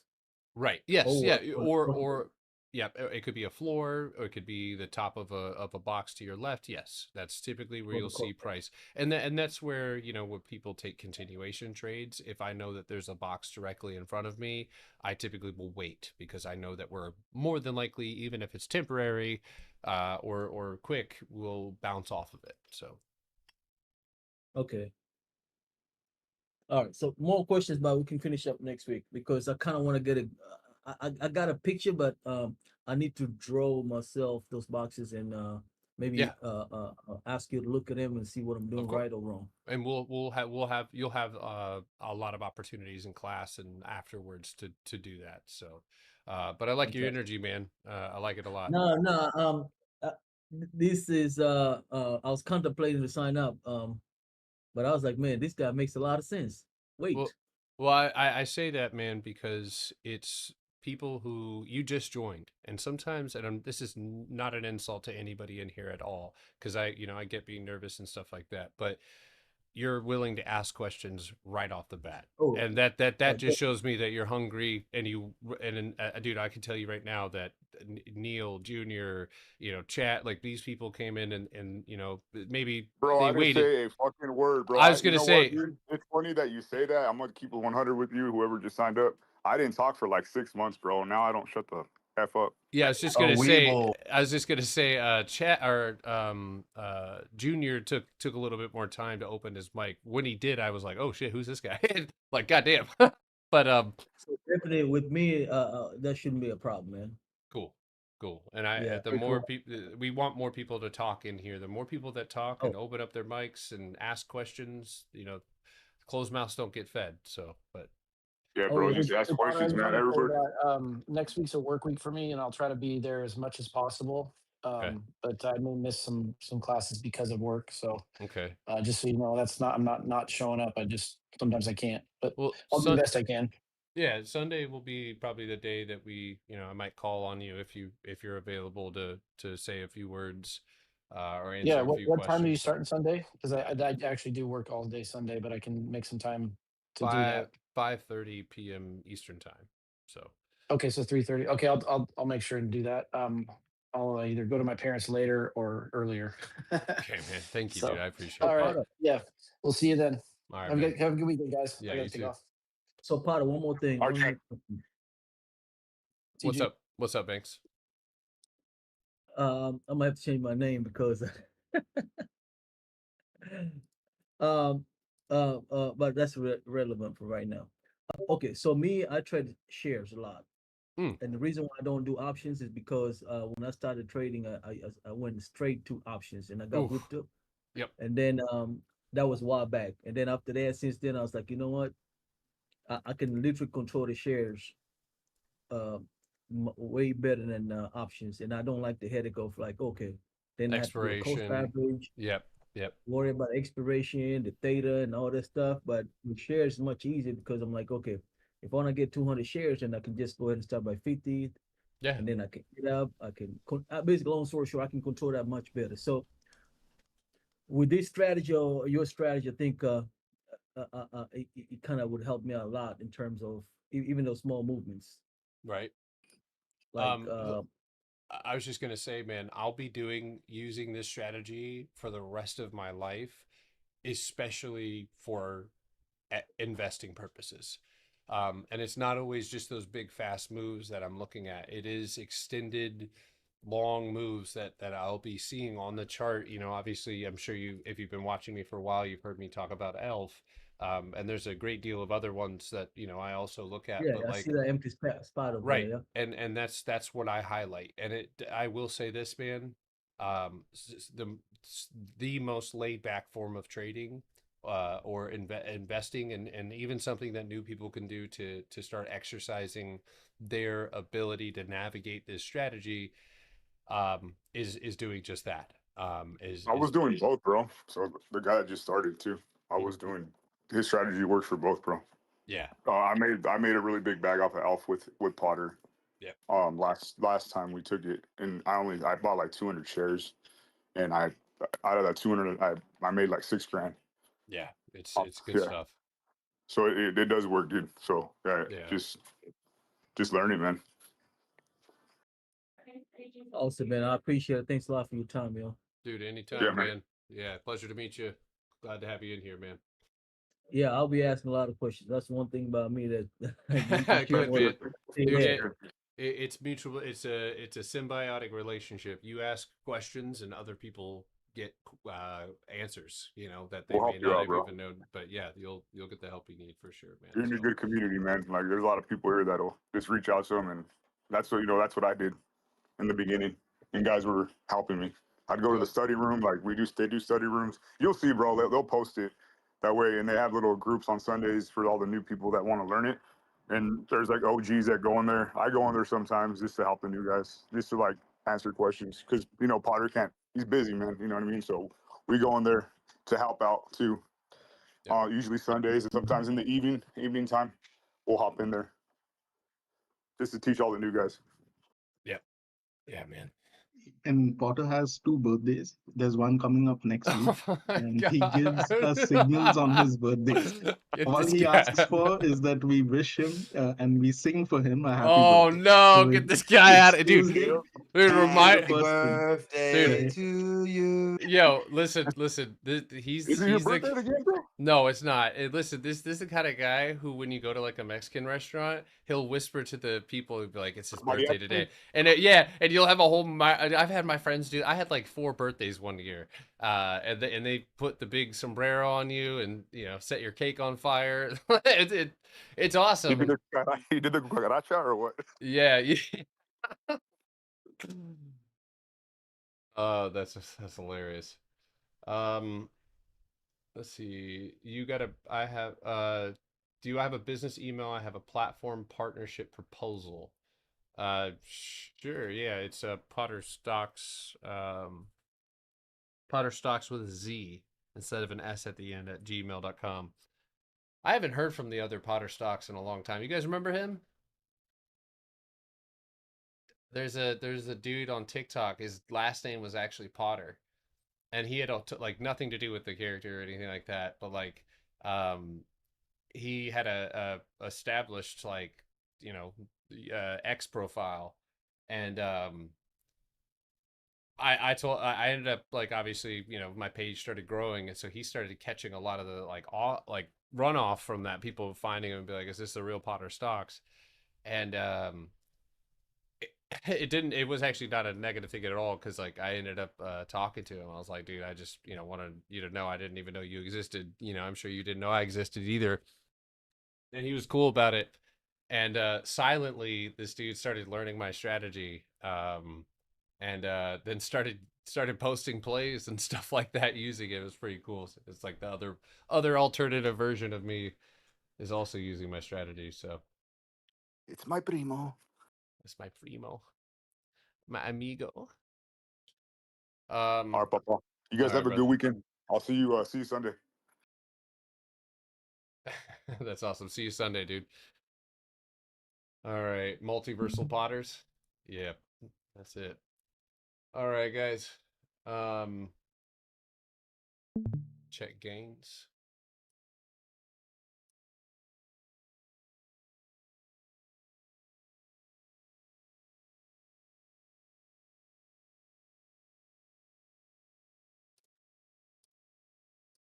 Where?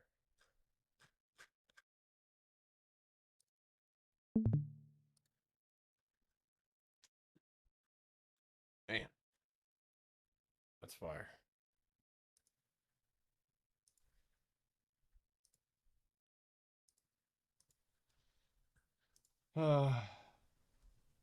Kristen, Hey, this will Kristen. be recorded. What's up, Blinker? Blinka. I feel kind of dumb because, I was just listening to the banks talk, and I mean, I've been in this whole time, haven't really said anything in live trading at least, but I got a quick question real quick. Yeah, what's up, man? I kind of struggle with like impulse, like you were talking about earlier. Kind of Mhm. took me a minute to finally get my finger over the push to talk button and actually man up and talk about it. But Got you, man. I got a problem with impulse. I mean, it's always been one of those things ever since I started trading. But how do you kind of go about getting better at that? Just sticking to your rules, or what would you So recommend? this is where you get into, life advice. And I'll tell you right now, man, at first, it starts with, you got to want to be better, or you want to do better. So it's like, and I know that that's probably where you're at already, is a recognition of something that's keeping you back or holding you back, and then wanting to address it. But from there, every human is different. But for me, I really, really struggled with impulse, especially when it came to scalping. Once I started, I couldn't stop. Um, and through mantra, right? But also not, and I know that sounds kind of corny, but it's like through repeating to myself after acknowledging and developing the system, and knowing that what I was seeing, like watching so many plays leave without me, or go to their target without me, or firing into trades that are in range. After so many of those terrible experiences, um, that bill, either calluses you, and you have to change, because that's what you're going to be faced with when you join the stock market, because it is just a massive study of human emotion. Um, and so in order for you to be able to operate inside of it, you kind of have to master your own emotions or be aware of them. So I would say that the next time you go into your next trading day, uh, there has to be a rule set, like I only, or plain and simple, like structure. I only trade 24-hour setups, right? Or I only trade hourly setups with 15-minute candle closes outside of range into empty space. And so establishing what it is that you're doing and how you're going to be operating in it. And a lot of the times that me just speaking to you guys, or just saying it out loud, is a way to affirm that that is what I need to do. But that impulse control comes from being in the moments where you're feeling that impulse the most. And you revert back to, for me, it's always been, it either works or it doesn't. Point A to point B, and that's obviously where I get into trades. But I've also got the same thing for when price is in range. I always start with the higher time frame, and when I see price opening up in between two areas that it needs to trigger, again, that's where I even walk away. And that's probably the most beneficial thing for you to do, because sometimes it's unnecessary to expose ourselves to conditions that it's like, okay, well, I'm going to show up on this range day because it's been in range for 4 days. That makes sense. But to show up on a day, on the second day, where you're opening up in between two boxes, right? So the more knowledgeable you become and familiar you are with price action, how it moves, where it chops, you're going to start seeing things as fact and not as like maybes. And that's where you're going to feel more pressed to make those changes. And so the more you learn, the more that you learn about the system and how it works. It's almost like knowing what the right thing is to do, but then not doing it and feeling guilty. Like eventually that guilt's going to eat you up, or you're going to feel that uncomfortable feeling, and an adjustment has to be made. And that's, again, I'm an analytical person, so like, I try to look at things through facts, and that's when I actually turned the corner with my strategy, was looking at these empty space pockets and price targets as facts. If price closes outside of this range, then it goes to this floor. And then while I'm in that trade, repeating my mantra of it either works or it doesn't. But being in situations that are going to trigger your impulse and then resisting it is how you get better. I mean, I know that sounds counterintuitive, but that's where immersion learning with small risk is good, because it's not only you're not only just training yourself on the charts, you're also training your brain on how to behave or how to react to situations that trigger your animal brain, because that is what at the root of it, right? That's why we struggle so much with losing. That's why losing hurts so bad, because we are, don't forget, guys, we're animals, right? We still have animal brains, and those animal brains get triggered. So when you lose, it's like losing, maybe like 1,000 years ago might meant you're getting eaten, or you're going to die. So there was like a little bit more of and I know that sounds not relevant, but it is actually tied to why there's that spike of emotion and adrenaline in those areas where you feel like you might lose, and you can't like just let it happen or admit or succumb to the price breaking. You lost the floor, I got to get out. And it's easy to say that, right? But when that moment arises, you're going to really see how aware you are of your emotions when they boil up. So I mean, it's a loaded question. I mean, there's and I know that everybody's different, so like what I just said might sound like lunacy to somebody else, but I feel like being aware of your emotions and acknowledging that as you start with low risk is not, again, only training you to trade what you see on the chart, but is also teaching you how to behave. And you have to know, again, what is real and what is not, right? So if you're trading in range, that's what I would consider not to be real. That's not a real setup.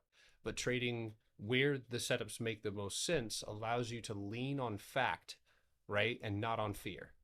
Okay, that makes a lot of sense. I definitely need to start talking myself through it. I mean, like I heard you say once in the workshop, literally talk yourself through that trade, talk yourself exactly through what's happening. It'll help you learn immensely. Yep. I mean, it definitely has so far. So maybe that's just kind of what I need to start doing with more patience and impulse control with that type of stuff. Kind of just be a little crazy, start talking to myself, which I do that anyway. So Dude, I'm gonna be honest with you, dude. I maybe I'm just getting older, but like I gave in to the whole talking to yourself thing. Like my kids have asked me, like, who are you talking to, Dad? It's like I'm just reminding myself to take the trash out, and it is something as simple as that, where it's like I'm sometimes a forgetful dude, or like I get distracted with other things, and it's like so let me actually give you a real life example.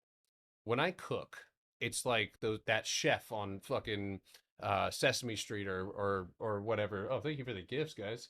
But I'm like the chef from the Muppets or whatever. Like there's shit flying everywhere. Bottles are open, and I make great food. Like, I mean, again, I think it's good. My family thinks it's pretty good. Other people, think it's pretty good. But I love cooking, but I hate cleaning.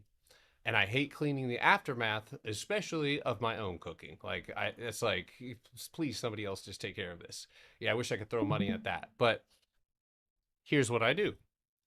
I have, and this is where I probably sound nuts to somebody. I repeat to myself, don't put it down, put it away. Don't put it down, put it away. Don't put it down, put it away. And I say that to myself out loud sometimes while I'm cooking, or when I put something down and I don't put it away. And I know that sounds stupid, but if you do something for more than 20 days, you're building a new neurological pathway to go down. It's not my opinion, it is science, right? Like after a certain period of repetition, you're going to build that as a habit. And it's tough getting past like the 5 and 6 day mark, right? But that's where it's worth it to put in more effort. And I cannot tell you how much that has helped me with that small thing. You know what I mean? And it's the same thing with like, so like I bought a funded account last night.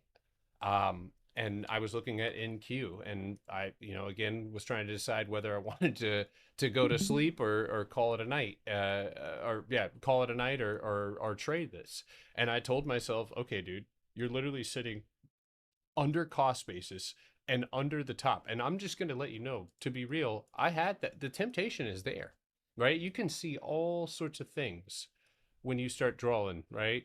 Oh my God, we could bounce and rip so hard. Like, and your mind will start imagining or even running through scenarios. But what's reality? Reality is that we dropped underneath 25.11 or 25.1, and price rejected that and drove price down lower, sitting at that cost basis mark, which is again the 50% mark of this box. So we're stuck. We're stuck in range. So what am I doing? And I had the same thing I just told you is the same shit I said out loud. And as soon as I said that, I was like, nah, nope. And I felt it. I still feel it all the time. I still feel emotions come up.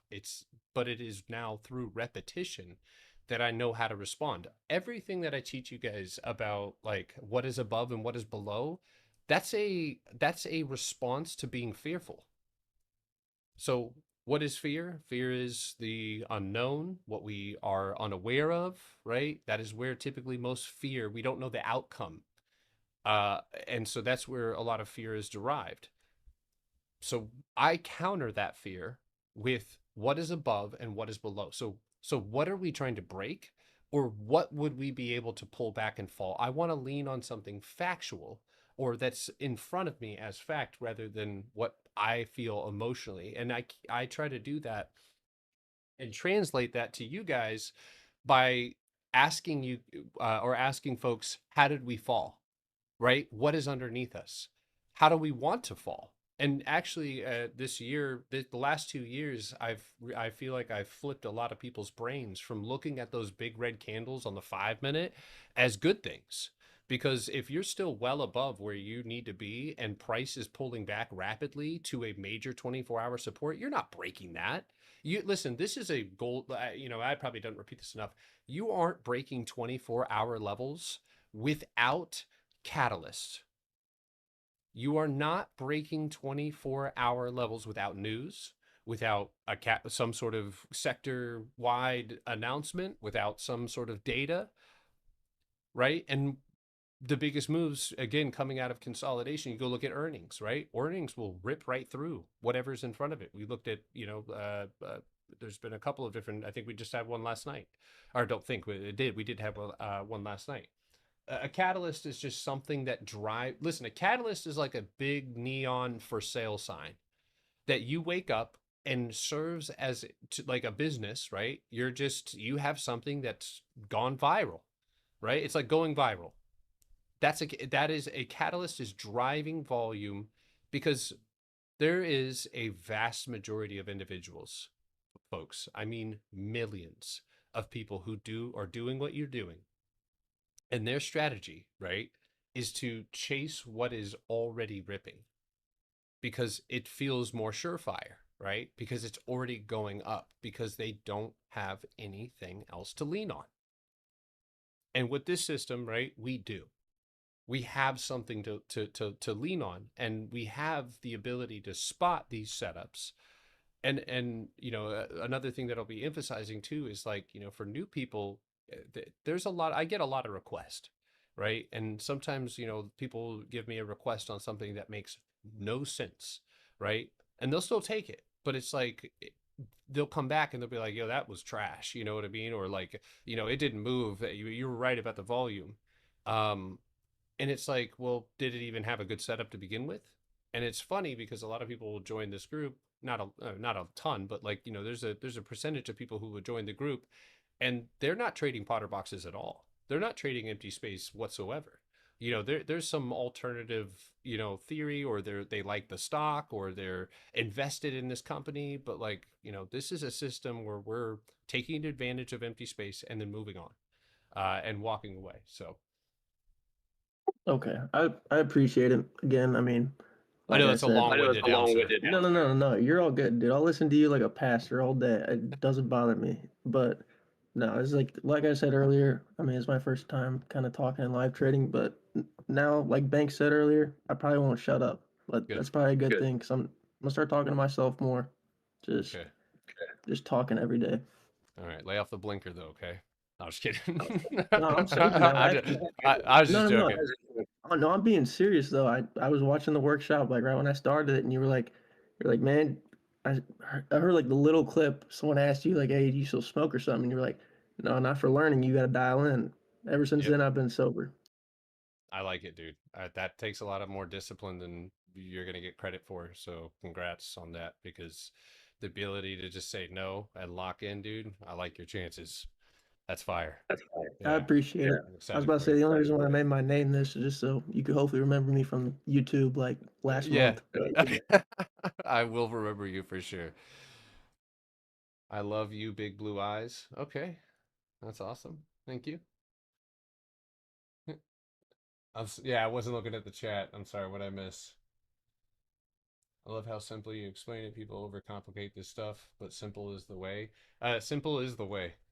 I mean, one of the things that made me feel really good about my system when I was building it, or even after I built it, was, and there are, you know, people who do this for professionally, and I have nothing to say about obviously how they do things, but one thing that I've seen as a resounding answer from people who are on Wall Street, who are moving money around institutionally, is everything is simple. Like, and again, not to quote this motherfucker, but like, he does have a lot to do with like money, and markets, and obviously had a great deal of insight for being a terrible person. But, I'm sure some of you guys saw that interview or saw those files where, he was, yeah, it was an interview where he was like, they don't want people to know how simple this is. And after listening to that, it really did make me feel like this whole one day, I think that someone else has more virality than me will figure this out. Will figure out that for stocks or equities in general, that the 24-hour is it is a way to make things more simple. It actually cleans the chart up and gives you more points of contact, so that way you can build structure around you. And I think that's one of the only reasons that I was able to build this system the way that I was when I turned the 24-hour on with extended hours data. That's when everything like really, really changed. But for real, I was lost this morning. Oh man, I'm sorry guys. Somebody chopped my wire up. What's up, Manny? I say Einstein said if you can't explain it simply, you don't understand it. There you go. Yeah. Hey, Potter. Yes, boss. I don't know if I want to trouble you with looking at a stock right now, but while doing your workshop, you spoke about the importance of looking at how long a stock has been in a certain range, and you use a tool on TradingView to kind of check, for how long. So Lilly has been one of those stocks for me, which I've gone back to August of 2024, and it ranged from August to October of 2024 for almost 69 days. What is this stock Ironically. again? One more time. Lilly, Got it. LLY. And today it did close green, but it's on its 71st day from what I calculated with that tool. And back in 2024, it was on an all-time high. Like it was ranging in that all-time high thing, and then it had like a major drop. I still have my puts for, I think April is when I have them. That's right. I almost sold them today, but then I was like, you know what? Let me just keep them and see how this plays out. But is that a fair tool to use? Like whenever we make, I think IWM is also going through a very similar thing where it's in a range. And I know in the workshop you showed us the tool, and I've started to use it since then, and it's been quite helpful. So I just wanted to see if there is any. Is that like a good confluence to use when making such decisions, or the range itself, like the date, Yeah, time like and the- date? Yes, yeah. yes, it Yeah, is. Yeah, okay. for sure. It is one. I mean, it's I have no doubt, right? And that's what I said yesterday is I mean, I don't doubt that this Lily is going to move. Period, end of story. And whether it's following, right, this uptrend right here and is going to fire up there, right? Or it's following this downtrend here and it's going to fire down there, right? And maybe today seals the deal for it, but I mean, yes, it is going to go, and that's one of the things that I look for.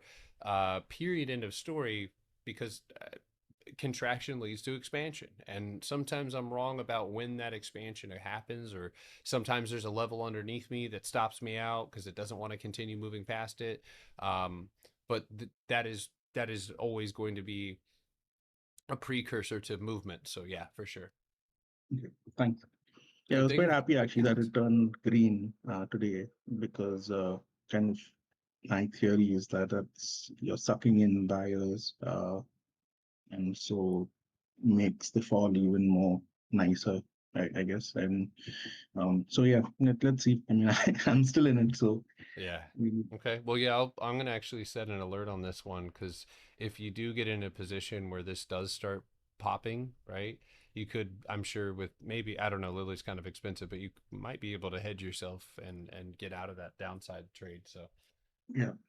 So I do have a call as well. I have a call for 3 weeks out. So yeah, I've learned. So this week I was learning how to take hedges, which I've done for, I think MDB was one that we were discussing. So I did a hedge there, and then food was another one that I did a hedge for, and that paid well. So okay, yeah, this let me set an alert on that one, and we'll see. Yeah, I already did.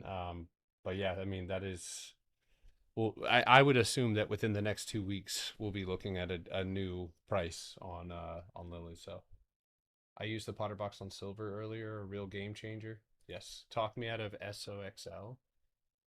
Talk you out of it? What are you doing to it? Looks bearish. It's led by NVIDIA is obviously leading that charge, but it looks bearish. Dude, whoa. Whoa, this guy's going crazy with the gifts, dude. I didn't even see that. Brother, whoa. Dude, you thank you, dude. Damn. Brother's gifting me out right now. Uh-oh, now you got Manny started.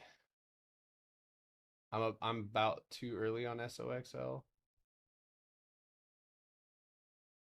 Must have came up on a bag for maybe. I see. Oh shit! Yeah, he did send me a galaxy and a corgi and a goat. All right, Discord. I'll see you guys in class. I'll finish answering some questions here. But yeah, we'll 5:30 p.m. Eastern time. And then we'll see what obviously next week's trading day is going to be. I will be light on the lives. Okay, so I'll be posting a lot more, but not as live. Obviously, with the class, I need to conserve some mental energy so that way I'm not completely burnt the hell out when this is all over. So, yeah. All right, guys. All right, guys.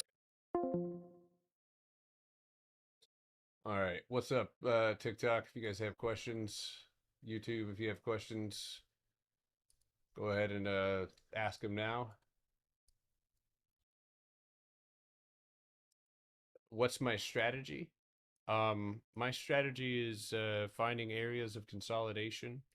I'll just always think back to this one because it's always perfect. But my strategy is basically finding boxes or areas of consolidation. Where the fuck is it at? Oh, there it is. So I'll just get to give you a rundown really quickly on what it looks like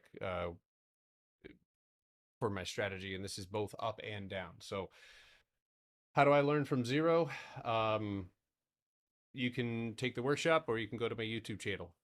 Both are going to be really helpful, and also immerse yourself in areas that you don't understand what's going on. You'll eventually start getting it if you ask questions. So really quick, like this person who just asked me about my strategy, I'm going to walk them through it really quickly. So my strategy is based on the 24-hour time frame. And there's two elements here. One, I want to see clear boxes with clear points of contact on either side, so I know where control is at. And then I also want empty space. I want a lack of resistance above that box. The key to my strategy is the 50% mark of that box where the majority of the volume lies. The strategy says that if price loses the floor, right, on an upside trend and then recovers it and punches through the box, I am guaranteed a new high. And obviously, if there's nothing to stop me, right, then I have the potential to take trades all the way to wherever structure is. And you'll notice that when it reaches the bottom of these green candles, price gaps up to it, touches it, and then closes underneath it. Do I have rules about when to exit and take profit? I do. So, you know, just to walk through a different example of a strat. So this isn't a punchback, but this is a, you know, base trade, I guess, if you will, but it still leans on the same things, right? We're looking at 3 off the top, and Celsius was a trade that was taken, again, coming out of this area of consolidation and aiming for that, right? Or excuse me, sorry, for that first green candle to your left, which is here at that $58 level. So when I take a trade, I will typically have a trim target, which was $50 itself, and then I'll have a take profit target, and that will be typically the end of the empty space. Why are you deleting YouTube videos? I'm going to be redoing some of them. I haven't deleted any, though. Dude, thank you again, Republic, for all those gifts, man. I appreciate that. How do you adjust mindset in exiting on ELF equity? Are you just more lenient on a stop loss? I have a great average, so. Have a great weekend at Potter. Passed my first eval today using your teaching. Let's fucking go, man. Awesome. Yeah, what is above and what is below? 100%.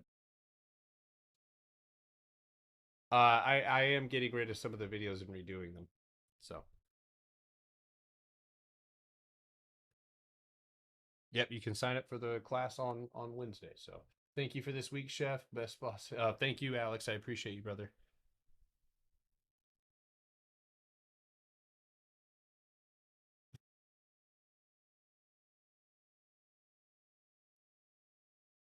Stu paid me 69.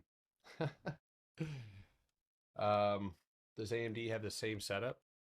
No, it will. Yes. So like this is actually an example of something that could and is building for that potential setup. But what would have to happen, right? You would have to see either a bounce off of that floor, and then your target would be the first green candle to your left, which would be right here at 230, and would also play directly into the hands of that, right? So you have but obviously this uptrend was already given the opportunity to continue higher, but stopped out at the previous resistance and pulled itself back under. So right now sellers are still in control. So you'd have to dive down here and find a better entry. And I think the best entry is probably going to be over 204, but you could get that trade started with a move back above 202. So. I love this t-shirt. I bet it smells real good. What? You're wild, dude. You're wild.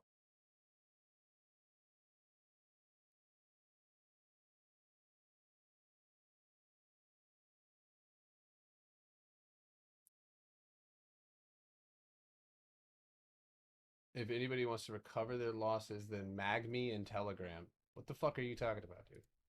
God, what a terrible place you must be in life to want to be scamming people. Terrible place, dude. Sorry. How did I come up with what? This strategy seems one of one.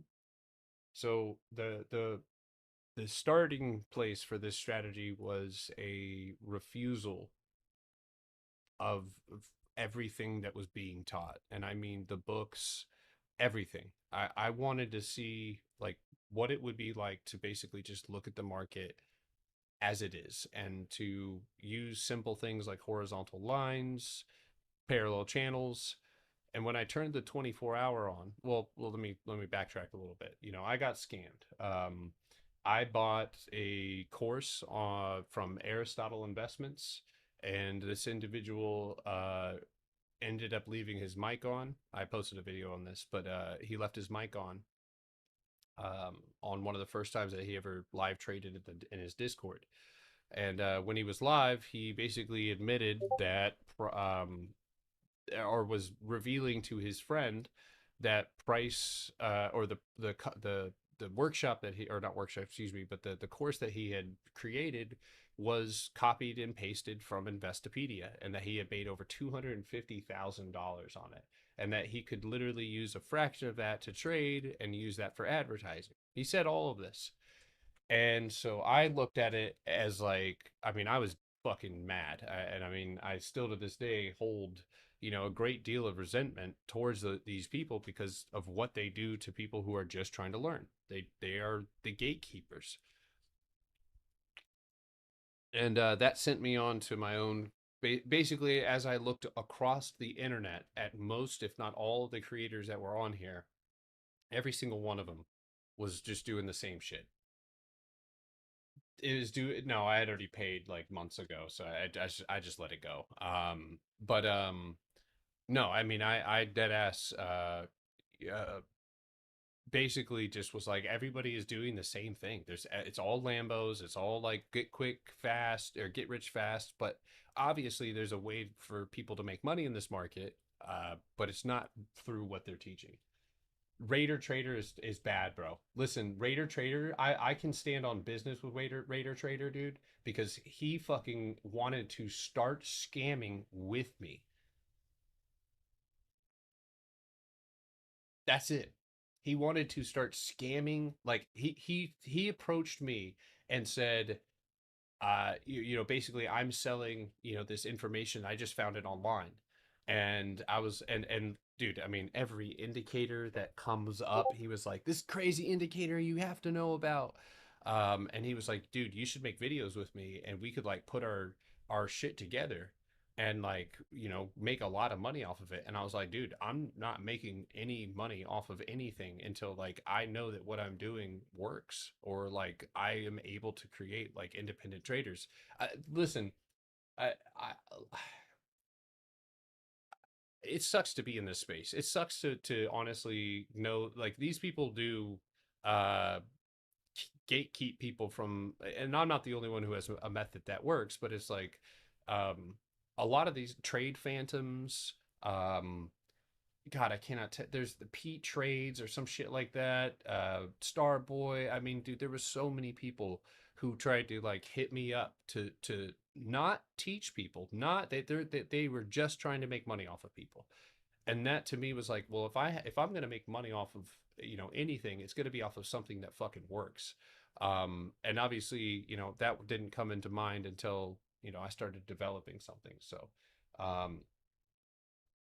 he's over at S&B Capital now. I did not know that. Dude, yeah, listen, I have somewhere deep in my phone, I have screenshots from him, basically. And dude, it was so awkward on a live with him one time. I was talking about strategy, and people were asking me questions, and there was like 300-400 people in there.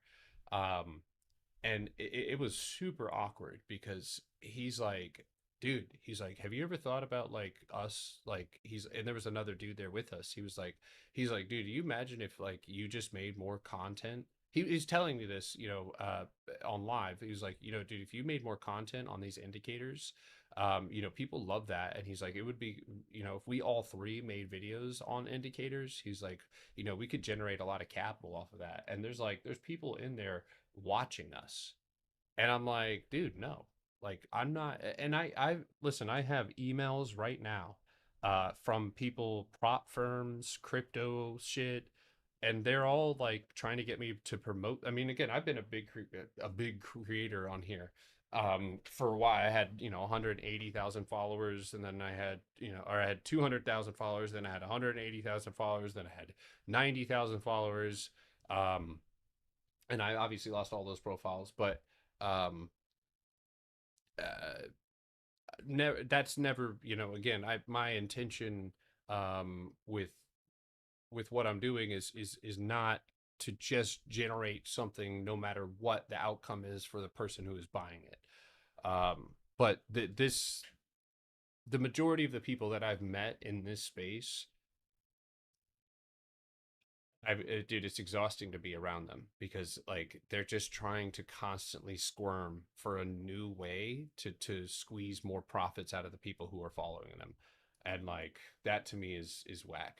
American Dream, dude, American Dream trading is one of the worst.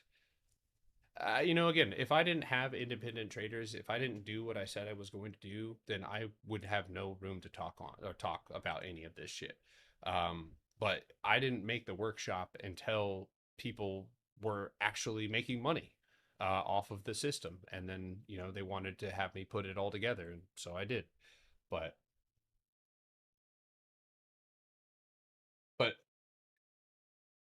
you know, Trade Phantoms, it teaches a outdated supply and demand strategy. And maybe for fundamentals he could be useful, but he's another one of those dudes who I literally was like, bro, I don't even want to be friends with you. You know what I mean? Like I don't want to communicate with somebody like you because again, it's not about you have an edge and you're sharing it. It's just about audience retention and all this other shit. And American Dream trading is one of the worst. American Dream trading, as he's lost more online presence, he's upped the price of his Discord and everything else. It started from like 500. It's at 5,000. That's nuts. That's nuts. So yeah.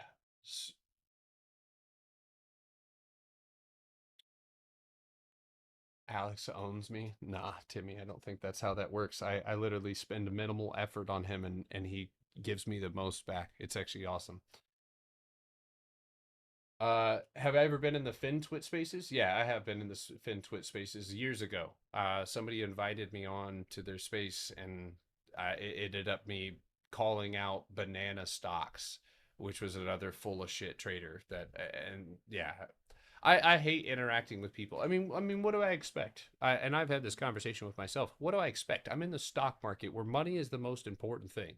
So I'm going to have and be surrounded by people who are going to get the dollar by any fucking means necessary, even if that means from you. And if they're not good at trading, they're going to take the shortcut and they're going to start selling something. But, you know, and it's not just like I didn't start this trying to be altruistic. I literally just started trying to build a strategy because I fucking hated everything that was being taught online and I knew none of it was working for anybody. And when I did that, when I sat myself down, isolated myself and stared at the charts with the 24-hour time frame and got rid of my indicators, that's when I saw this strategy. That's how I built it, is by, I mean, suffering, going through it, putting money in. You know, I put maybe $3,800 into my trading account in total to start my career. So.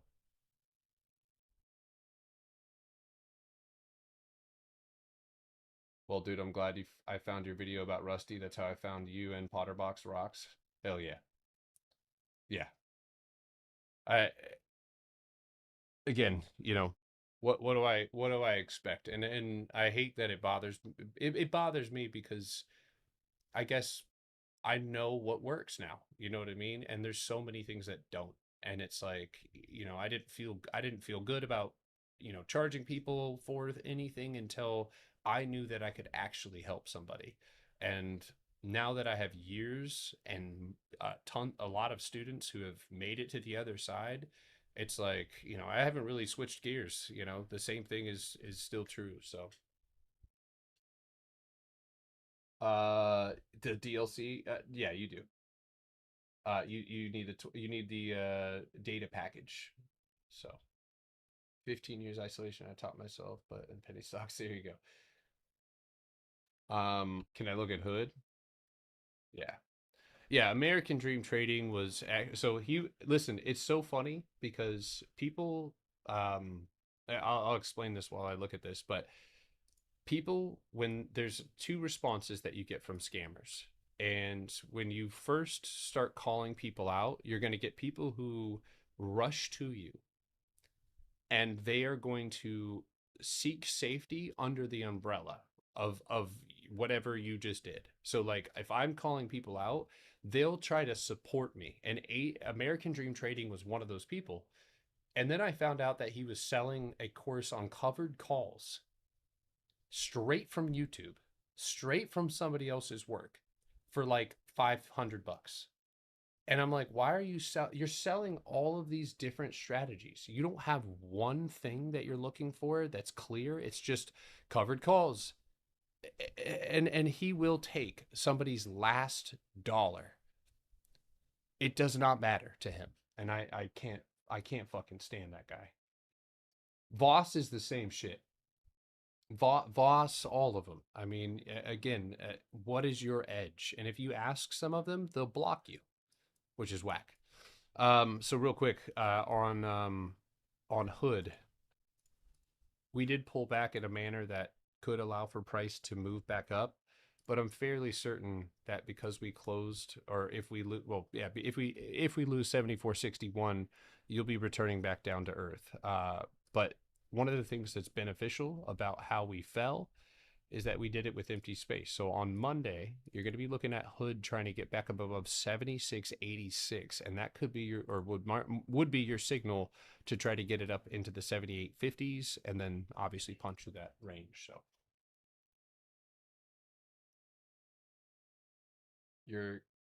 yeah, my Cash App is Putter Stocks, yeah. And here's the thing. Here's my theory, right? And it's almost like reverse scamming. If my strategy works, it does. And I give it out for free, right? If I want to, and this is something I think, like if you're a stupid business owner, it's like, well, I need to extract value out of people. Like I would love it, if I could make, I don't make decent money off of my Discord.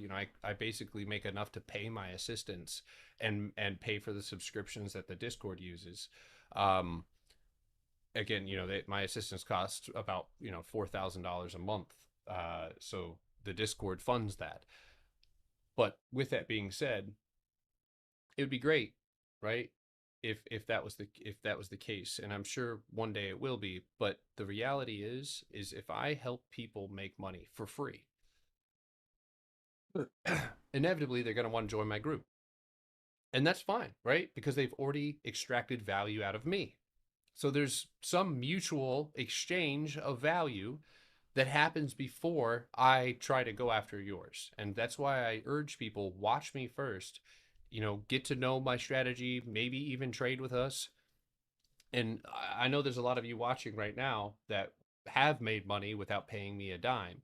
And at that point, the choice is yours, right? You get to choose whether or not you want to use the money that you just made to buy the workshop or to join the Discord group. And that's something that, again, doesn't feel so morally abrasive, because I'm not just reeling you in. You actually benefit before you join, or if you don't join ever. And there are multiple people who, yeah, they don't pay me any money, and I don't sit there like fiending over it, because at the end, if you do the right thing, you'll be taken care of. I've always believed that if you do the right thing and you do right by people, they're going to do right by you. And if I'm just not going to I'm not going to change that for anybody or for anything or for any dollar amount that could possibly exist on Earth, because it would never be worth it.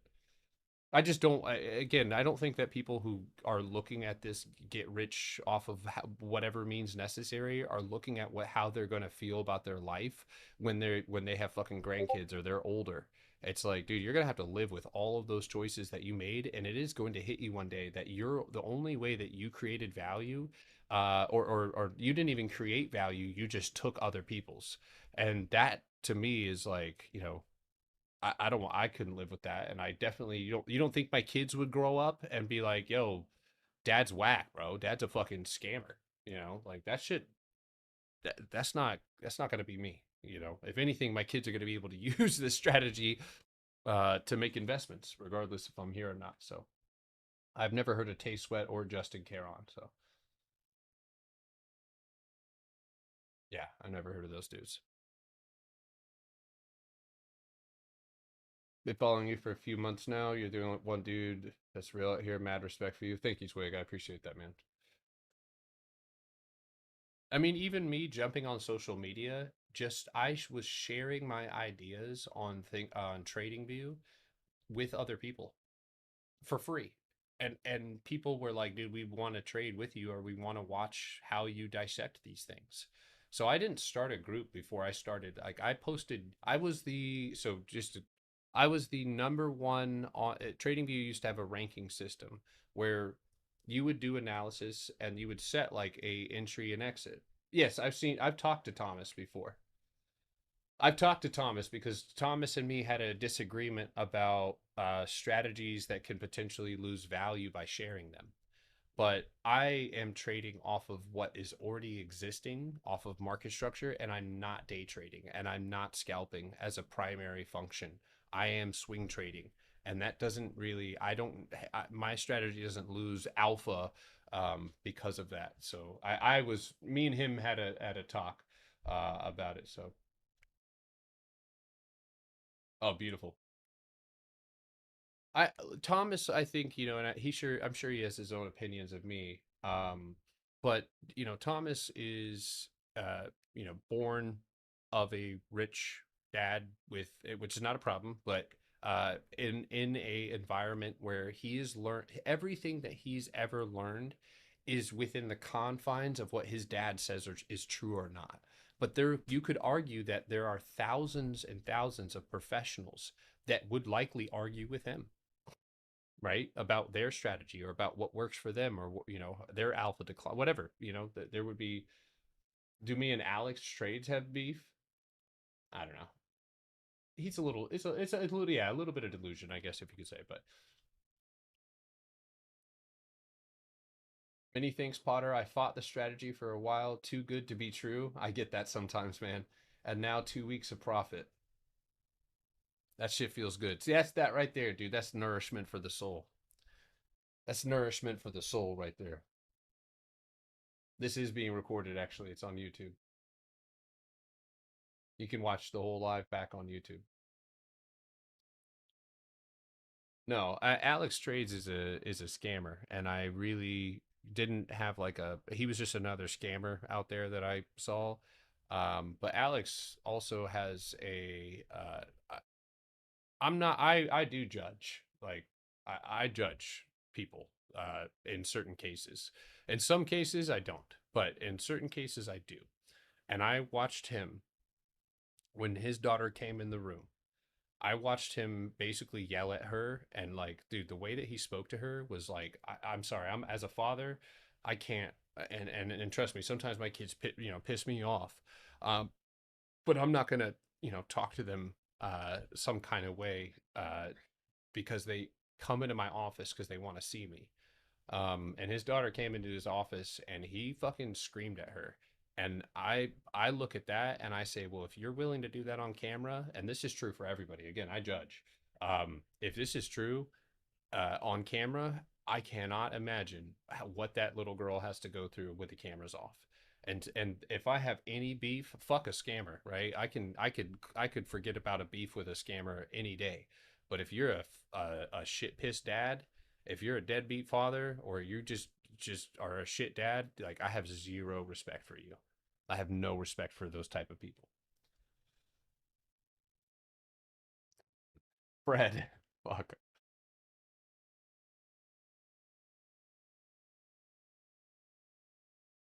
When the groups use the bro talk, you stay away.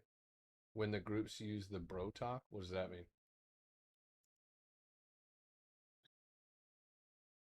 Everybody in his Discord lost money today. I watched it on live. Listen, I trust time will reveal all. Like with him, I mean, he's gonna it'll come down just like it did before. I've watched empires rise and fall. I mean, I know it sounds dramatic, but like, I've literally watched trading empires, big groups crash and burn, and I've yet to ever switch gears. Do you guys notice that like people like Alex, those individuals switch up to like as soon as futures is popular, they go to futures. And all of the dudes that I watched do that, I didn't jump to futures because I am making money on options. So like it was like, why am I don't need to switch to funded accounts. Why do I need to get funded? I've already funded myself. You know what I mean? Or like and now I have to, like, not to say that funded accounts are bad. You know, I know that there's a lot of people in my Discord that make money from it, but and that are passing their funded accounts and getting payouts. One of my members sent me a 1099 of his, but that whole market shift, dude, you got, I mean, I cannot tell you how many creators like switched up from options, like Shinobi, Alex Trades is, and what is it like? It's like following the buffalo. They're just following wherever retail goes so they can try and fucking pull as much value as they can off of those people. So does my method work on futures? It does fucking work on futures. It works on crypto. I mean, I could show you the gains page. Had some pretty kick-ass gains today too. So, damn. This person I think is just trying contracts out, but damn, not bad. Good Lord, this dude got a bag. 844% on that one. But yeah, we do have futures traders in here. Shit, this person is trading futures. Let's see here. We have crypto futures traders. What is that? Oh yeah, that's the GIF right there. My Discord gets a little crazy when Shinobi traded options during COVID before futures. Yeah, he did. The wrong people always have the biggest following. Anthony, dude. It's not that I know this because I listen to older people. I listen to like I could tell you there's a video that I watched about 10 years ago, and it haunts me to this day. And it was basically people in I'm talking about this stuff while this guy's air humping. You know, it was these people who are in a old folks home or basically on hospice, and this person did interviews with them, and it just it really struck me, like what they were saying. There was men who were like, I chased money and success my whole life. I wanted to be the top. I wanted to be the number one, and it didn't matter. You know what I mean? And I've heard that now from people who are at the top or did reach that pinnacle. And I find it funny that the saying that it's lonely at the top coincides with people who had to take advantage of other people. Because at some point, right, there's only so many. When you live in a hierarchy that's built off of taking more than you should and exploiting people, then eventually the higher you climb, the more that's going to become a thing. Like TJR and all these futures guys, they make a shit ton of money off of the affiliate codes. That, I mean, they could probably just live really well off of that. That's why I don't touch processed foods. I try to touch some foods. I like to keep my body honest. You know what I mean? I don't want it to ever get too comfortable. Sometimes I hit it with some Chick-fil-A, but yeah, Anthony, it is. But I don't want, I'm actually, and I've had a lot of internal dialogue about this, but like, I trust the process. I don't want to reach for virality. I really don't think I could handle a viral moment at this point in time because I'm comfortable where I am. And I know that, nobody grows in comfortable situations, but there's other things that I could exert my energy on other than trying to gain more clout online. Like, I'm patient and I have been here for years now. And I'd rather build my name off of actually doing something. Like I would rather, if I achieve any sort of fame or anything like that, it's because like I did what I said I was gonna do, not because of not because I bought an article on Yahoo News or I pay agency. I've been offered multiple times. I've been offered multiple times to join agencies or to, you know, promote platforms, or, and I just don't. There's a difference between futures, yes. Yeah, I'm still on. We're just yapping right now, just talking. I'll probably get off here in a second. Sheesh. $15, $75.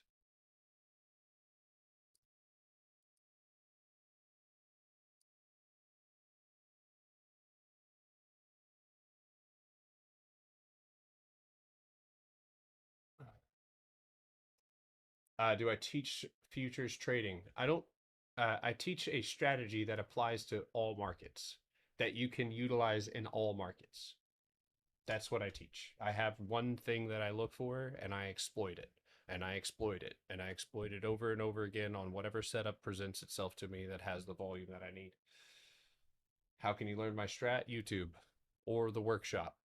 But I would start with YouTube if you're new, before you pay or buy anything from me, please. We do not want people just joining our Discord without some sort of idea of what we're doing here. 350%. I was looking for future gains. I don't know why. It's actually, you know what my favorite thing though? Those of you guys who are watching, one of my favorite things is that's a new student right there. Is I can scroll, and I do this all the time, but like one of my favorite things to do is like I tell people that we can make these type of show my 1099. Are you sure? Wait, is this Junior? Who is this? Is it, or oops. Hope I didn't give you away. Do I have someone to teach option flow in a group?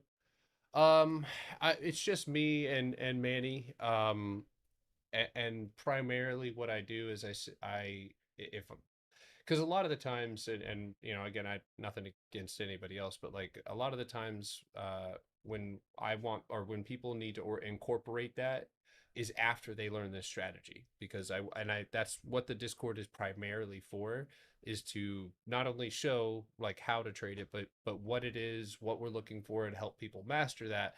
And then at that point, flow can be utilized to help identify good setups. But no, I mean, I myself did use flow for a number of years. I found myself oftentimes actually front running flow, so I haven't really utilized it too much. But I mean, if you know, if you have a proposal or something, like, you can shoot me a DM. Yeah, I mean, if yeah, I'll shoot me a DM. So how long does it take for people to become profitable, in my opinion? Check my messages on Discord. Oh, shit, is your backup? Okay. Look at that. That's a 1099, baby. You can't fake that shit. That's 25 racks. And how long have you been trading again, dude? About a year, right? That's money. That's not even the money that's from futures too. So yeah, 1 year. 1 year. That's a 1099 right there, baby.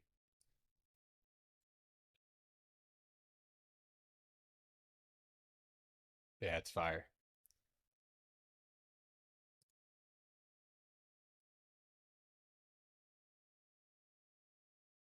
It's crazy, man. It's crazy.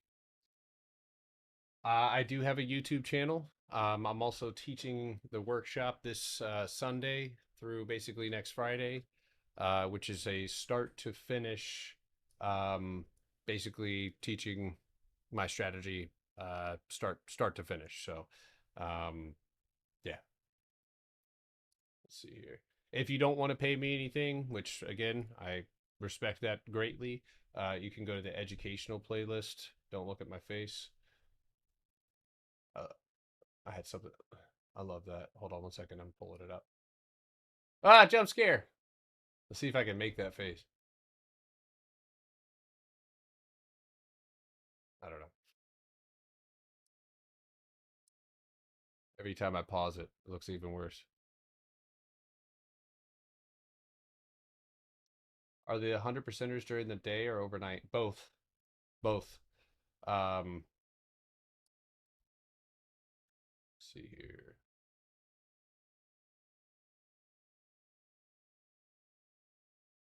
So, well, I was trying to pull it up, but you can go over here, educational playlist. You'll see it in the playlist. And I would just go through that. So,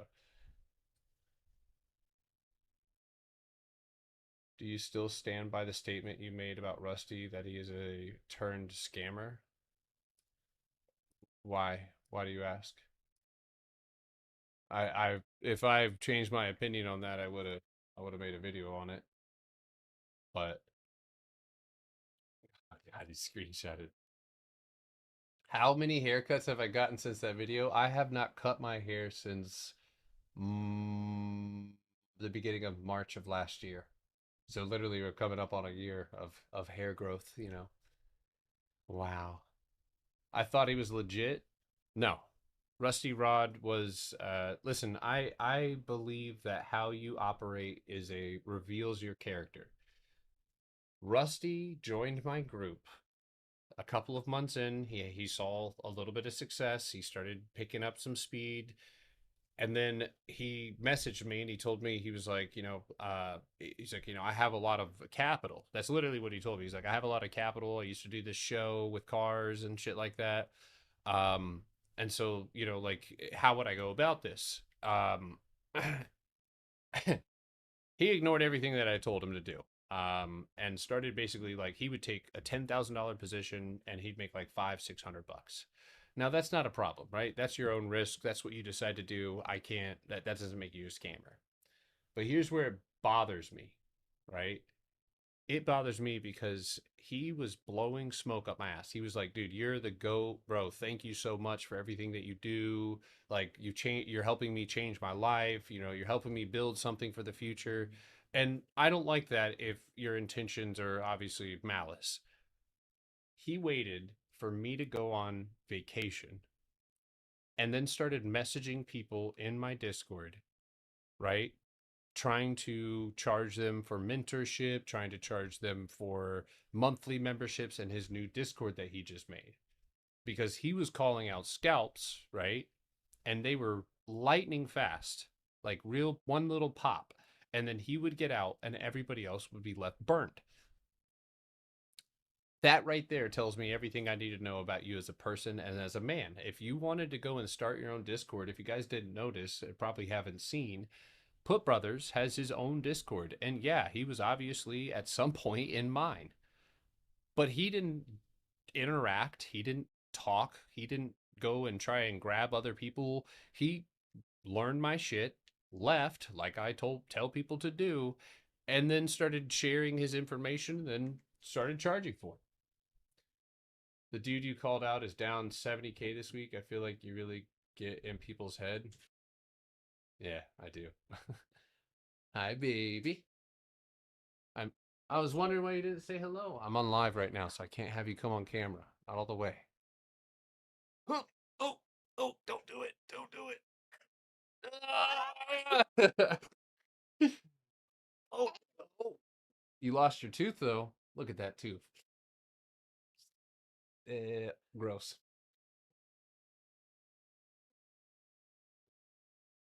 What is oh my God. You're gross. Nope. All right, I'll be out in just a second, okay? I am punishing you What? for 5 weeks. What does that even mean? I need some chicken. The thing that the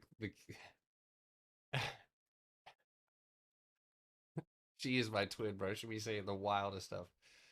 Voss trading, bro, is self-explanatory, man. Go ask him what his strategy is. Go ask him what his strategy is, and that'll tell you everything, because he'll typically block you.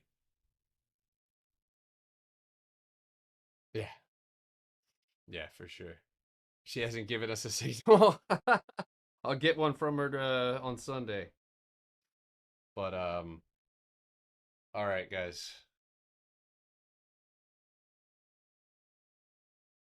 Orb strategy? Oh my God, dude. Listen, again, I've had contact with every single one of these people. Max Trades Options started his career by selling options. That's what he sold. That's what he pitched as one of the best setups. And then he got smart. Guys. Everything is, I fucking hate it, dude. He got real smart and he saw that people were making reaction videos. And by making reaction videos, people assume you know what you're talking about. He and his business weren't doing well because selling options is bullshit, at least for generating capital for 80 to 90% of the folks out there. That's something that you do as more of a protection program than anything else. But nah, dude, he switched up. He switched up and he went where the money was. He got hired by stock dads, and that's it. And he calls himself Big Daddy Max. No. Orb, fine. A Rick Raheem, dude, get out of here. You already know. I have a recording of Alex flipping out because they asked him about Potter stocks, dude. If you please send that to me, dude. Please. You can send it to me on Discord. I would love to see that. Thoughts on TJR, man? I mean, it's pretty self-explanatory. Rich kid with a private school dad showing you how to get rich.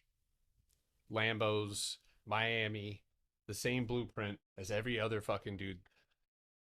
They all do the same thing. I mean, I don't have any friends here.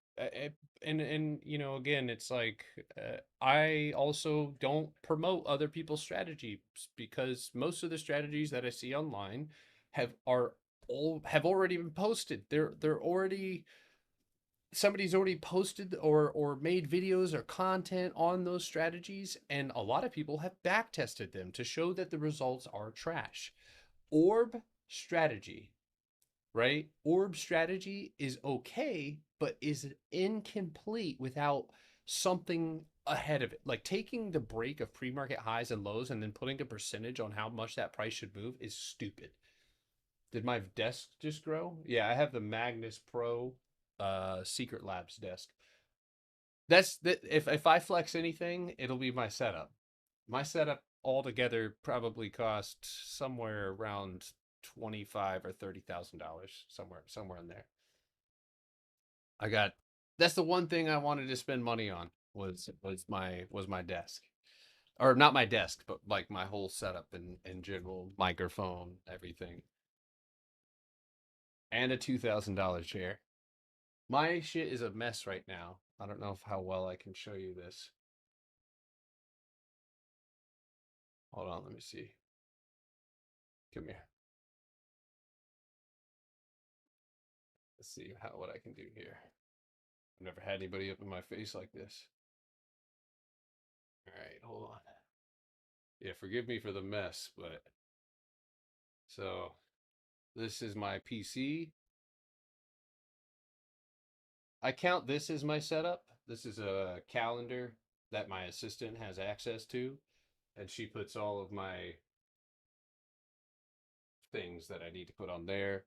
But yeah, this is the PC. This PC has cost me about $8,500, basically $9,000. This is a $1,200, I think a $1,200 PC. Those are these are the only two that are different because I needed different sizes, but those are like, I don't know, $600-700 PCs. The desk itself, which is the Magnus Pro Secret Lab Magnet. Oh, what is that? Looks like that's a questionable stain to show on stream. I swear to God, that's food. I swear to God.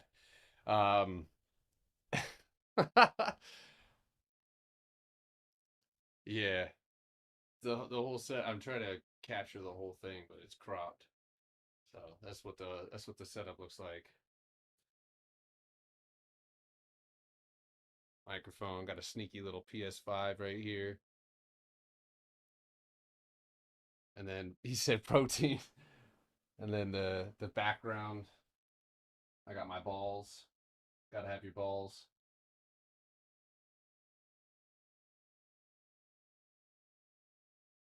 There you go.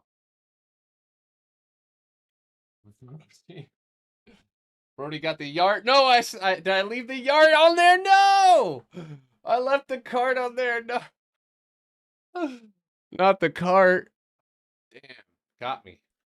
Caught me in 4K right there. Damn.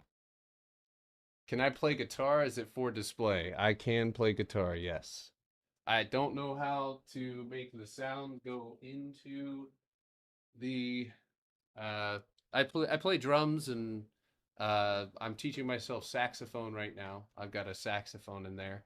Uh, I've got a hand pan up there that if you see, there's a big ass dent in the top because my boy accidentally dropped it. But yeah. How much do they make with affiliate codes and prop firms? You can make a fuck ton of money. I can't play I don't know. Oh, ooh, this thing is out of tune.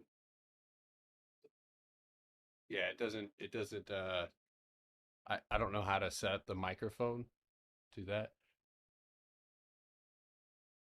Also, I've never performed music for any human in my life other than when I was in school. So, you know. All right.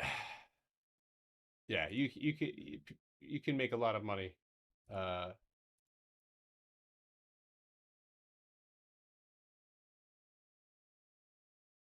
Wait, why are you asking that? Do I have a pro firm code I can use? Like a prop firm code? No, what do I think of Tory Trades? You know, uh she joined a live that I was in one time, and I called her a scammer. I think it's all hype, guys.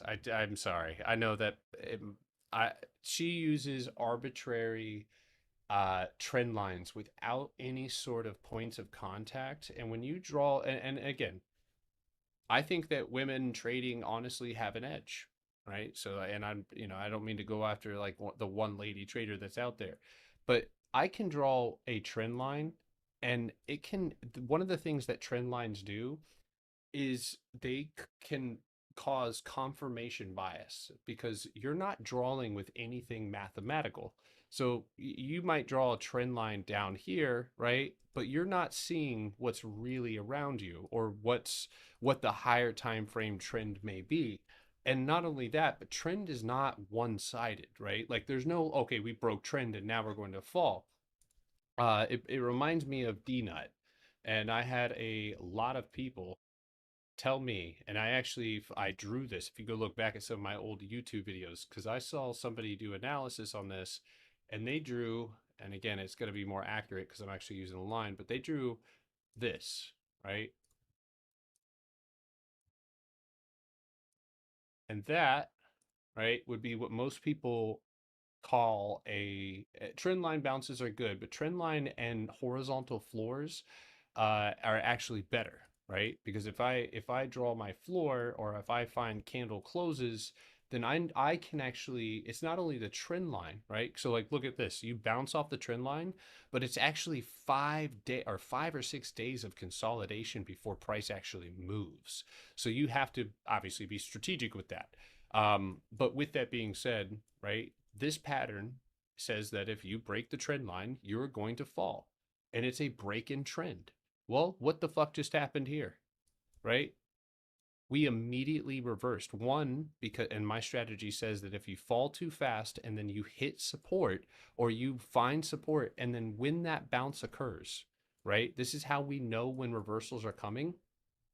It's the blocks of volume that would keep price from moving up, that if they're punched through, that's where you get a massive expansion in price. And funny enough, again,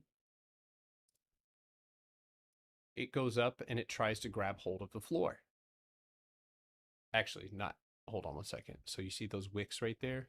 I would assume that on the 4 hour, yep, perfect box. Floor, 2 points of contact, that's exactly where you hit. What do I think of trading with manners? I like that guy. I like that guy. So EMA better than trendline? I do not use any EMAs. Here's what I say to people, okay? If what you're doing with EMAs, indicators, all of that is not working, then hear me out. Hear me out. I'll watch me for 2 weeks, 3 weeks. Don't look at anybody who has any indicators and focus purely on price with me, because everything that they say they can do because of an indicator, I can do without it. And not only can I do it without it, I can far supersede whatever gains that they were looking to take. And I believe that indicators are purposely inserted into the market as variables for people to doubt their own trades. They are lagging indicators. I don't need a arbitrary lagging indicator to tell me when to buy. When I buy, and I actually remember, because listen, I can tell you, I just remembered this. I bought NEO. Okay, folks. I bought NEO in this box. This was a 1800% trade that we took, right? And I was told by an individual, they were like, yo, these indicators, right? Or I think it was his 208 EMA, that, and it looked something, I can literally see it in my mind right now, right? His indicator looked something like this. And it smoothed out, right? It went flat when you went flat. So when you get in, I'm already in. And not only am I already in, but I have a beautiful stop loss, right? And I have the opportunity, again, I'm not looking at your arbitrary trend line. I'm looking at what, listen, God damn it. Oh man, this is when I almost have a seizure. I feel like Jimmy Neutron. This is an auction market. We are trying to see if price will be accepted, right? When we offer that new price, or when news happens, or when expansion happens coming out, we're offering a higher price to see whether buyers or sellers want to reclaim that. And so when we recover or break levels, so put yourself in the shoes of a seller, right? And if anybody in here doesn't know how selling works, right? Selling is, yes, you can sell a boatload of shares at a particular price, but you can also borrow shares, right, from a bank. And when they drop lower, you can give them back and they will give you the difference. Does it make any sense? No. But it's how short selling works. So put yourself in the shoes of somebody who is short selling in here at the top of those wicks. Price pops out, okay, and explodes. And typically large areas of consolidation will have a big move first. And that will, what essentially happens is you are pushing sellers out of their positions, but they are not just being pushed out, they're being forced to buy.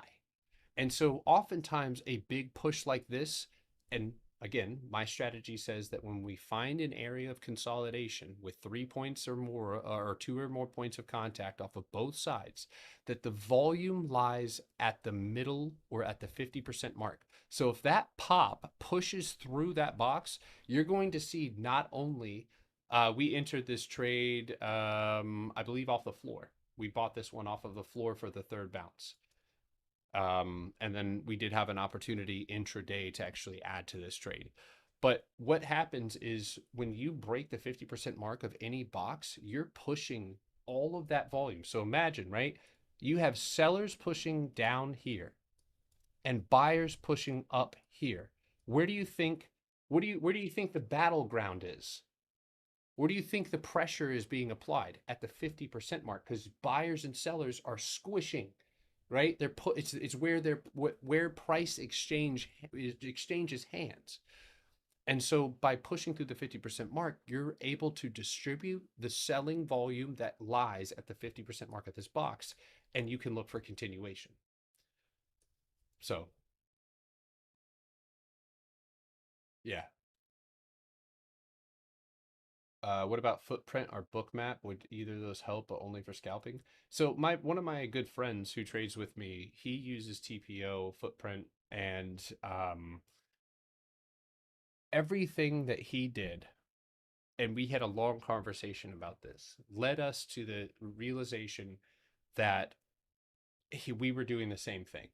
That his TPO chart confirmed that my theory was true, that the orders are sitting at the 50% mark. And so in order for those orders not to get filled, price has to be pushed down before that 50% mark is broken. And this is true, what I'm teaching you right now, all the way down to the 1 minute, to the 30-second. You'll find boxes getting pushed through and price exploding through it. So, yeah. And the same thing, I mean, again, that's why I'm short. You know, the auction theory is why I'm short on the Qs, you know, and why I believe that, you know, even if it's not necessarily this week or next week, right? And even if it ends up being that the Qs pop up and hit the highs once again, which would be through a weekly punch through this box, that eventually this is going to come down. And it is, I wholeheartedly see that, because again, we have offered price to go higher here for almost, you know, 6 months. We tried to allow buyers the opportunity to buy, and we just keep seeing selling. So, oof, damn, trading foodie, that's fire. We use the Potter boxes on contract charts too. Yeah, I only look at the charts, the contract charts on contracts when the setup lines up. So,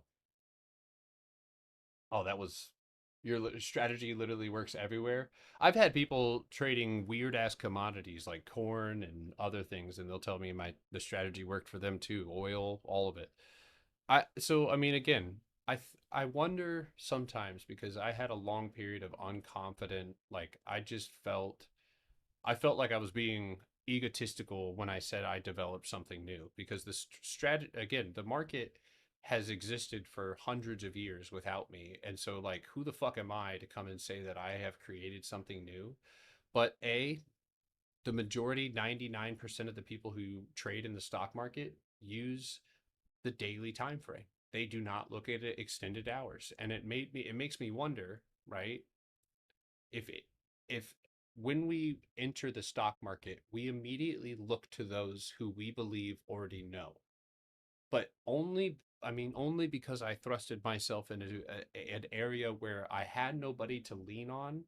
I was able to like create something new because I didn't lean on somebody else's teaching. I mean, there were aspects of different strategies that you could say that I incorporated, or not strategies, but rather indicators and stuff like that. But the reality is has anybody ever, or do people usually just start by looking at the market itself, right? And I think that's where like it was the path least traveled, and not, I mean, I lost a lot of money trying to figure it out, but yeah, Voss is so backwards. He's literally tells people to turn off extended hours. The 24-hour chart with extended hours is goated.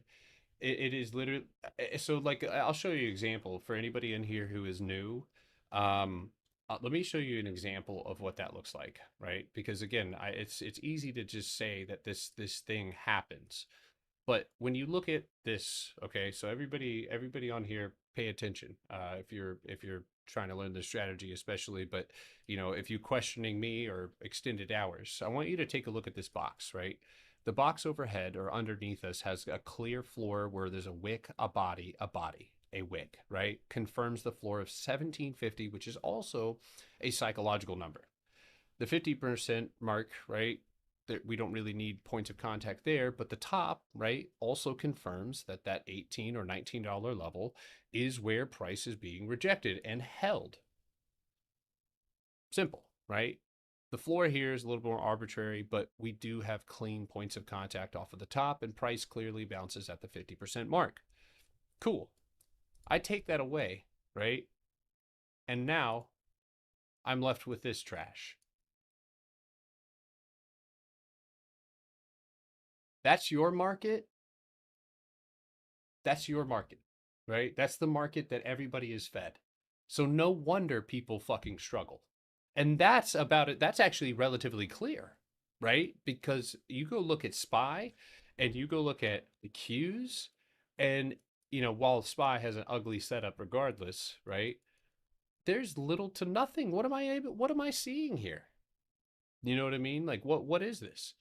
But when I give it the extended hours, all of those holes are filled, right? The IWM setup, right? All of those holes and rejections that happened overnight. Like again,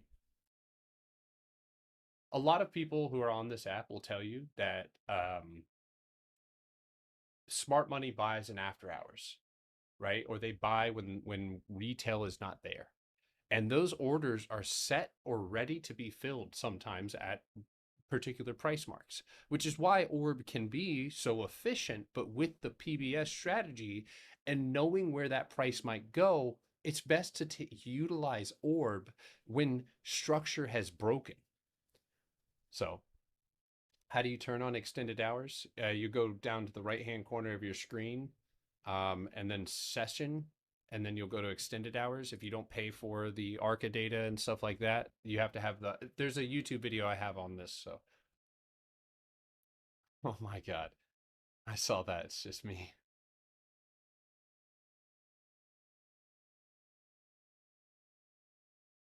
Trading Foodie, yeah. And if you have any questions while you go through my videos, let me know. So, all right. Why don't I chart on Thinkorswim? Because it doesn't give me the 24-hour. Yeah, for the love of the game. I'm just yapping right now, but I'm going to go ahead and head out, actually. Again, just a reminder, class is on March 1st. PBS class, Potterbox class. If you've been watching me for a while and you feel like you're committed to wanting to be an independent trader, cool. If not, and you don't end up joining class, that's okay. You can go to my YouTube channel, and while it's not in chronological order, most of that 90% of that information is already posted on there. So it's just obviously not in chronological order, and it's done while we're trading. So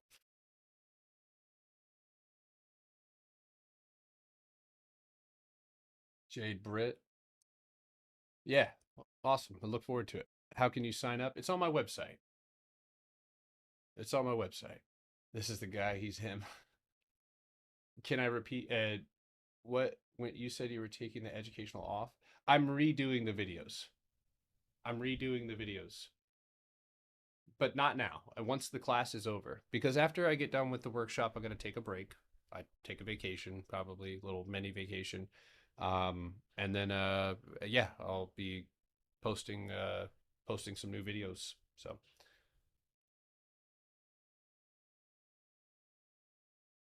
I don't get that 90-day option, I don't think, unless I just do it manually. So all right, guys, y'all have a wonderful afternoon, wonderful evening. Have a good weekend. I'll see you on Sunday for class, potterstockstrading.com. You can find me there, or find the workshop stuff there. Yearly comes with it. It should all be posted there. So, but man, I think next week's going to be exciting.